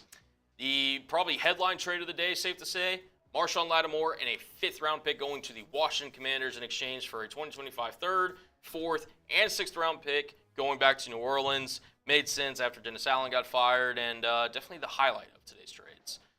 Going through here, Mike Williams gets traded to the Pittsburgh Steelers in exchange for a 2025 5th round pick. Mike Williams, significantly better receiver. I get that he's on a, basically, 1 year rental. But the fact that he goes for 5th and Mingo goes for 4th just kind of showed you. Preston Smith gets traded from FGB to the Pittsburgh Steelers in exchange for a 7th round pick. Kind of a questionable one. Me and Harry are still kind of scratching our heads over this one. But, again, hey, you know what? Congrats to the Steelers. I think you got a productive player. Yeah. Tre'Davious White, the most recent trade happened within, I believe it was the last hour. It's happened. 7th round pick swap, baby. For Tre'Davious White, who's been benched in LA after signing, I believe it was like a 1 year, like $8 million deal, something like that. Witness says a quality running back for a 7th is terrible value, dude, no matter what you say. I don't know if you're talking to me or someone in the chat, but I'm not saying it's good value. I'm saying the Bears weren't using him, and he's a free agent after this year. Like, what do you expect to get for him? That's running backs in the NFL. He's not a starter. Now, could you argue that keeping him is better than just trading him for a 7th? You could certainly argue that, but it's kind of just for me. If you're not going to use him, at least you got a little something. Obviously not much, but yeah, I mean, he's not playing, so it is what it is. Swift is better as a starter. Roschon's better as a short yardage guy. He catches the ball better. I'm not a Travis Homer guy, but I will acknowledge he's better on special teams. So and pass pro, he's pretty good there too. Yeah, he's good in pass pro if you have to play him. So it's you'd like to think they could have found a role for him, but like Colin and I said, they kept so many backs for no reason. And Valus, Herbert, and Blasingame are all gone now. So that's definitely got to be on a VOD at some point. Say what? I said that's got to be in a video at some point. The fact that the Bears started with 6. 6 players in the backfield. And they're now down to 3. I'm yawning because there's 30 bored. Some seconds left. This is it. I set the line too high. I said 1.5. It should have been at 0.5. That is so disappointing. Why do I feel like one will trickle in here? And maybe that'll like at least kind of just be like, oh hey, but we'll see. How long do you want to give it? Oh my God, I got an alert from Pelissero. My heart just skipped a beat. What'd he say? Oh, it's just he's going live on NFL Network. Oh, thanks, Tommy. Thanks, Pelly. What happened to Tyler Scott? He's just sitting on the bench. That's why I would have liked to trade Keenan. Yep. All right. It has officially happened. The 3 o'clock Central, 4 o'clock Eastern window has come and gone. We'll give it about 5 minutes. Yeah. 05. Give it about 5 minutes. Rappaport says it's 4 on the East Coast. Trade deadline's come and gone. If trades are not in by now, they have not happened. So give it a few minutes, and then we'll call it a day. I'll tell you what. While we're waiting, I'm gonna go ahead and take down this boot, Colin. Okay, sounds good. Then here in a couple minutes, we'll just kind of rehash the Khalil Herbert move. We'll hit the other trades, and we'll get on out of here. So, all right, let's get it. All right, let's get a chug going. Everyone that spams chug right now, giving shout outs while Harry takes down this boot. 3, 2, 1, go! Chug, chug, chug. Let's go, man. Shout out to you guys for all the support and everything that y'all donated, supported everything. Shout out to Daniel, Zoo Trash. We got Edward, Sterling, Icy. We will be doing the raffle at the end. Don't you worry. Abraham, Jacob, Evan, Diego, Mason, Elijah, Caleb, Icy, Abraham, Umar, BB Gun, Icy, Go Cubs Go, Caleb, Daniel, Snoopy, Soldier Bear, David, Blank, Generic, Silent, Mason, and Nixon. Robert, shout out to you, man. Let's go. Man, oh, man. Shout out to you guys for rocking with us during this NFL trade deadline. Even though it was a bit of a snooze fest, you guys are still rocking. Almost 1,200 of y'all still tuned in. Yeah, y'all are some real ones. Y'all are some real ones.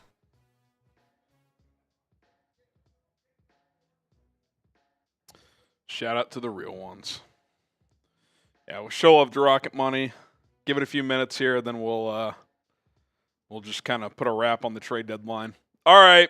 Appreciate Rocket Money for sponsoring today's show. Rocket Money is a personal finance app that can find and cancel your unwanted subscriptions, monitor your spending, and help lower your bills so that you can grow your savings. With Rocket Money, I have full control over my subscriptions and a clear view of my expenses. So if there's any subscriptions I don't want anymore, Rocket Money can help me cancel those with just a few taps within the app. I love how the dashboard shows this month's spending compared to last month, so I can clearly see my spending habits.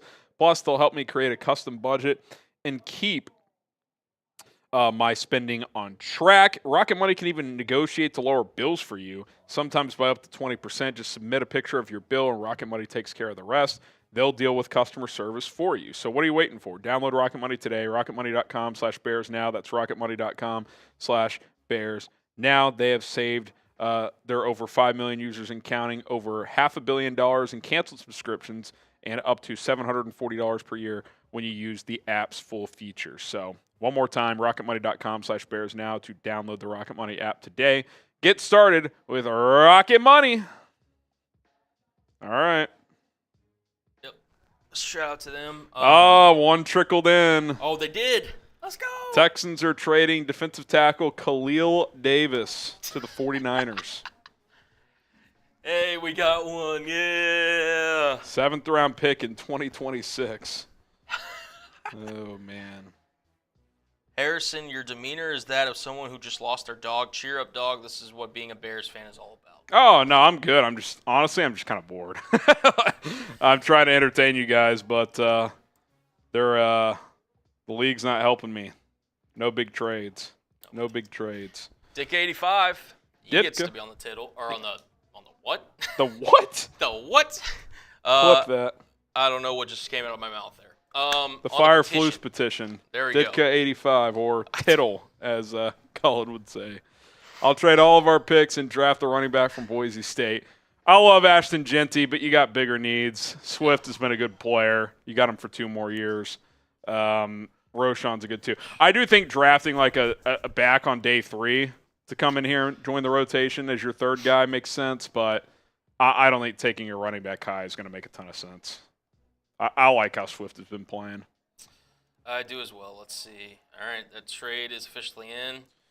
Khalil Davis going to the Niners. All right, there it is. So let's go ahead and do a quick little cut here, Colin. We'll if you guys want to stick with us for the next 10 minutes or so, we'll rehash the Khalil Herbert trade, talk about the players they didn't trade, and then we'll kind of just rapid fire hit the other trades that went down today across the NFL, and then we'll get out we'll go ahead and call it a day. So thanks to everybody for tuning in. This is Bears Now by Chat Sports, and once Colin's ready to rock and roll, we'll dive on into it here. So you could just do the live. You could do the live sub as a sub read if you wanted to, or you can just a normal sub is fine. And then do grade the Herbert trade, and then any of those other ones toward the end of the video is perfectly fine. You could do the polls one. That'd be an interesting one. All right, here we go. Let's rehash the NFL trade deadline. The NFL trade deadline has come and gone, and the Bears made just one trade this year. Unlike the last couple of years, Ryan Poles mostly stands pat. I'm Harrison Graham. This is Chicago Bears Now by Chat Sports. We'll rehash the Bears trade, talk about the other trades that went on around the NFL, and, of course, talk about what the Bears didn't do in terms of players that they kept. They did ship out Khalil Herbert earlier this morning. We'll rehash that a little bit here. If you want a longer video on this, subscribe and go check out the content tab on this channel. But Herbert to Cincinnati for a 2025 7th-round pick. I'm not going to sit here and act like this is great value, but it's better than a late-round pick swap, which is what I thought you were going to get if you did trade him. And he became your 4th running back. Now, whether that's correct based on the guys you have, I don't know. I think that's up for debate. He's clearly a better runner than Travis Homer, but they like Homer on special teams. Roschon emerged as their number 2, and obviously DeAndre Swift is the starter. So you get a 7th. He's an expiring deal. I'm actually happy for Khalil. He tweeted out, thank God, like hey, I get to play again. Cincinnati lost Zach Moss to IR, so Herbert and Chase Brown are their 2 backs, so he's clearly going to get an opportunity here. And it's kind of crazy. You had 6 backs, including your fullback Kari Blasingame, make the initial 53-man roster. You're down to 3. You cut Blasingame, you cut Velus Jones, and now you trade Khalil Herbert for a 7th-round pick. So it was weird at the time when they kept all those dudes, and it's weird now, and it's fascinating to see how it's all turned out in a matter of a couple of months. Grade the Khalil Herbert trade, A, B, C, D, or F. Let us know in the comments. It's kind of a for me. I could have taken it or leaving it. If they wanted to keep him and in case of an injury instead of taking a 7th, I would have understood. But I understand this as well. They didn't feel like he was in their future plans. So A, B, C, D, or F, grade the Khalil Herbert trade. All right, so you move on from Khalil Herbert, who had 3 really good seasons, was out of the rotation this year. I do just want to kind of appreciate him here because this will probably be the last time we talk about him, at least for a while. I mean, I guess we'll watch from afar, see what he does in Cincinnati. But this is a good Ryan Pace draft pick. Pace took him in the 6th round back in 2021, and he was a productive player. I mean, his first 3 seasons, he was excellent. In 22, I thought it was his best season when he averaged 5.7 yards per carry. I think that led the NFL or was 2nd in the NFL among qualified running backs. So he was a great number 2. Again, though, the problem with Herbert is that if he's not a starter, he loses value because if you're a starter, you don't necessarily need to be great at all the utility things like catching the ball, blocking on 3rd down, etc. Well, he's not the starter. Swift is. So Roschon Johnson became the number 2 because he's better in short yardage. He catches the ball better. He picks up blitzes better as a blocker. Herbert is easily probably your 2nd best pure runner on this team and arguably at times your best, but at the end of the day, he wasn't the starter, and he loses value because of that. So they traded him to Cincinnati. It's the only move that the Bears ended up making here. They did have a few other players that were connected to potential trades. We'll talk about those guys real quickly here. There wasn't a lot of reporting on this, but I wondered if Keenan Allen would be a player they would consider moving, considering A, he hasn't played that great, B, he's on an expiring deal, and C, like maybe he would just want a fresh start somewhere else to go play for a contender, but it doesn't seem like they entertain that. I just thought maybe they would, and I saw Mike Williams, who we'll talk about in a minute, go for a 5th-round pick. I thought maybe you could get a 5 for Keenan, trade a 4th for him, get a 5 for him. That's not bad, to be honest. Plus, you could try and see what a guy like Tyler Scott could bring, but they ended up keeping him. Nate Davis, I think part of this is out of necessity. You have a lot of offensive line injuries right now, and 2, he probably just doesn't have much value across the league. And Dominique Robinson was another name floated out there, but he ended up not getting moved. So the Bears end up keeping him in the end. on this roster. So that's what the Bears did. We'll talk about other trades around the league, including a couple of NFC North trades here in a moment. But first, hit that subscribe button, turn on notifications. We're trying to get to 108,000 subscribers as soon as possible as we continue to grow this channel. Daily videos, we go live normally every Monday and Thursday. Today, obviously, we were live for the NFL trade deadline, as we go live for big events as well, including every game day. So we'll be live again on Thursday and on Sunday, and bring you videos and shorts and all kinds of other content on a daily basis here on this channel. So hit that subscribe button and turn on notifications. Before we rehash the rest of the trade deadline, I do have to show some love to our sponsor, Game Time. If you're looking to go to a Bears game, Bulls game, Blackhawks, or any other sporting event or a comedy show, concert, etc., if you need to get a ticket, you're probably going to have to get a digital one because it is the year of 2024, and Game Time is the place to go. Get off your couch this fall, this winter, and go out. Go to a game. Go to a concert. Take your significant other, your kids, your dad, whatever, and get out to a stadium and go have some fun. That's what life is all about. Game Time is going to get you the best deals available. Last-minute tickets, lowest price guaranteed. You use their newest feature, Game Time Picks. They're going to help you go see your favorite teams in a much timelier manner. They'll kind of price point areas throughout the stadium, and based on your budget, you'll be able to quickly figure out, okay, this is the best quality seat I can get, and it kind of just narrows down your search, so it's going to save you a lot of time. In the Game Time app, you can also see views from the seats, super deals, which are best bang for your buck. Sometimes they'll get you discounted seats depending on when you were on the app, so definitely visit frequently. Download the app today, create an account, use code CHATSPORTS to get $20 off your first purchase only. Terms apply there, $20 off with code CHATSPORTS. What time is it? It is game time. Be sure to download the app in your app store right now. All right, let's rehash some of the other trades. A couple of NFC North trades that went down, including this one. The Lions are loading up. They add Zadarius Smith. Didn't have to give up much for him. They get Smith in a 2026 7th-round pick for a 5th this year and a 6th the next year going back to Cleveland. I thought it would cost like a 4. It did not. Clearly, the big fish were not available, the Maxx Crosbys, the Myles Garretts, the Micah Parsons of the world. But Zadarius Smith is a professional pass rusher, 5.5 sacks this year. He will certainly help fill that void left by Aiden Hutchinson. Now, is he Aiden Hutchinson caliber player? No, but I think this is a pretty good value trade for Detroit, a team that is absolutely rolling right now. So if they weren't already the heavy favorites in the NFC North and in the NFC, this certainly doesn't hurt. Really good move by that squad. All right, name a player that you guys think the Bears should have traded for. Is there someone out there you would have liked to bring in, like a Brandon Scherff? That would have been one guy I would have been intrigued in, given your offensive line struggles and injuries right now. I certainly would have been okay with that, but I also understand Ryan Poles not spending big draft picks right now. I don't know what Scherff would have cost, but just where you're at, 2 straight losses, I don't think he was in the business to make big moves like he has the last couple of years. So if there's someone out there that comes to mind, let me know who that is.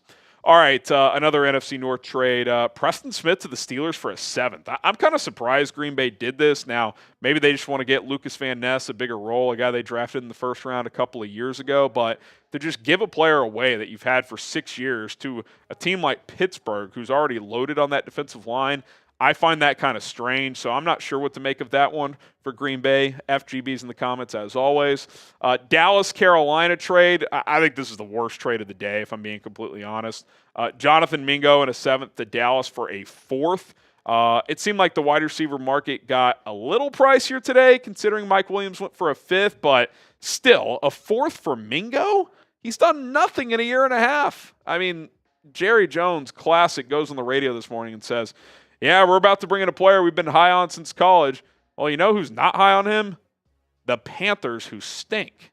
Like, he can't even get on the field there. It's just, that is just not a good trade, in my opinion. Could be wrong, but don't like the value for Dallas there. The big trade of the day was this one, Washington, and I want to tie this back to the Bears in a second. Marshon Lattimore in a 5th to Washington for a 3rd, 4th, and 6th back for New Orleans. I think it's a pretty good move for the Saints. They need to enter a rebuild here. They get decent draft compensation there. Good move for the Commanders too, though. They had a piece in that secondary that's lacking right now. That's an area they needed to beef up on their defense. And look, it's kind of crazy how things happen. If Washington doesn't beat the Bears on that Hail Mary and then win the next week to get to 7-2, are they this aggressive with their rookie quarterback, or do they kind of just stand pat and stay the course? Clearly, they feel like they can make moves. They want to maximize this Jaden Daniels rookie window. Bears lose on that Hail Mary, let that loss carry over to the next week, fall to 4-4. They kind of just stand pat. I mean, do things change for Ryan Poles today if his Bears are 6-2 instead of 4-4? It's crazy how these things go. If the Bears are 6-2 with the O-line injuries they have right now, you'd think they'd be more aggressive in making a move, but I understand that they didn't, and it's just crazy how it plays out. And this man right here is under fire, Matt Eberflus, who let one loss turn into 2. Coaching decisions and play calls from him and Shane Waldron have been questionable the last couple of weeks, especially down the stretch in Washington. He's under a microscope right now. And the Bears, I don't know. It's staying quiet at the deadline is kind of telling, like, hey, Matt, you got what you got. Are you going to figure it out or not? Because the clock is ticking.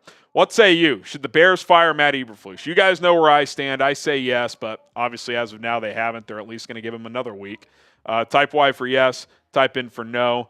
Give us your thoughts in the comments below. A few more trades, then we'll get out of here. Mike Williams to the Steelers for a 5th. I thought that was a little rich. Now, it's not some massive haul for New York or anything, but considering DeAndre Hopkins went for a conditional 5th, like, he is significantly better than Mike Williams at this point in their careers, in my opinion. But I think part of this is Pittsburgh's desperate for a receiver. They finally get one. Russell Wilson throws a lot of jump balls. Mike Williams excels in that area. So you put him opposite of George Pickens, it makes some sense. Ravens-Rams trade. Weirdest trade of the day. They swapped 7th-round picks. Tre'Davious White to Baltimore. Okay. I mean, he's just completely washed at this point. But I think Baltimore is just throwing a flyer on the wall, seeing if they can rediscover some magic. They have found some vets before on defense that can kind of excel in that culture. Clowney was really good for them last year. Maybe they're hoping they can strike gold here with Tre'Davious White. Okay, 49ers-Texans trade right at the buzzer here. Khalil Davis to San Francisco for a 2026 7th-round pick. Niners have been a little bit thin on that defensive tackle group ever since losing Javon Hargrave for the season. So they add a depth piece, and Houston gets a future 7th-round pick. There you have it. Pretty quiet deadline day. Obviously, a lot of trades leading up to today that took place. A lot of receivers were on the move. Amari Cooper, Devontae Adams. Cooper Kupp does not get traded, so that is where things sit after the trade deadline for the Bears. We'll see where they go from here. Obviously, it's going to be another loud week around Matt Eberflus and Shane Waldron at Hallis Hall, and a must-win game against the Patriots this week. Hit that subscribe button. My name is Harrison Graham. Bears trade deadline reaction in the books. All righty. Well, you want to get that raffle ready, and then we'll get out of here? Yeah, I can do that. Ugh. We'll do the jersey raffle, and then it's time to go. I know. Time to go. Appreciate y'all rocking with us. Stay tuned, by the way. I'll put the link in there now for 4 Verts. I'm going to do a 4 Verts trade deadline reaction as soon as we're done here. So go check that out. I'll put the subscribe link in the chat. It's my other YouTube channel. Cover NFL and college football on a daily basis. So be sure to check that out. Appreciate the new subs over there.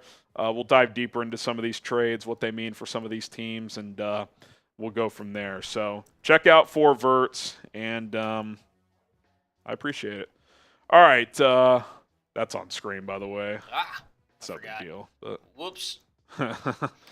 Colin's getting the duck race going. How many entries we got? We got 30. 30.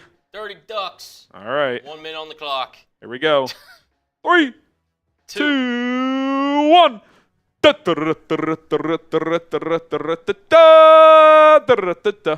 We are off in the Kentucky Derby here. Let's see who wins. a Bears jersey of their choice. Michael Horowitz with a couple of ducks here at the bottom of your screen. We're 20 seconds gone, 30 ducks in the race. Someone is going to win a Bears jersey. We got Agent Chartreuse. He's been entering these raffles for as long as I can remember. We've got Adam Tapia hanging in the middle. DBD in there as well. Horowitz has just a litany of ducks here at the bottom of the screen here as he's got his little duck army trying to make moves. 15 seconds to go. Edward Haney coming up the gut with 10 seconds left. Who is going to win a Bears jersey? Is it going to be Jason Godzarowski? Is it Jason? It is Jason!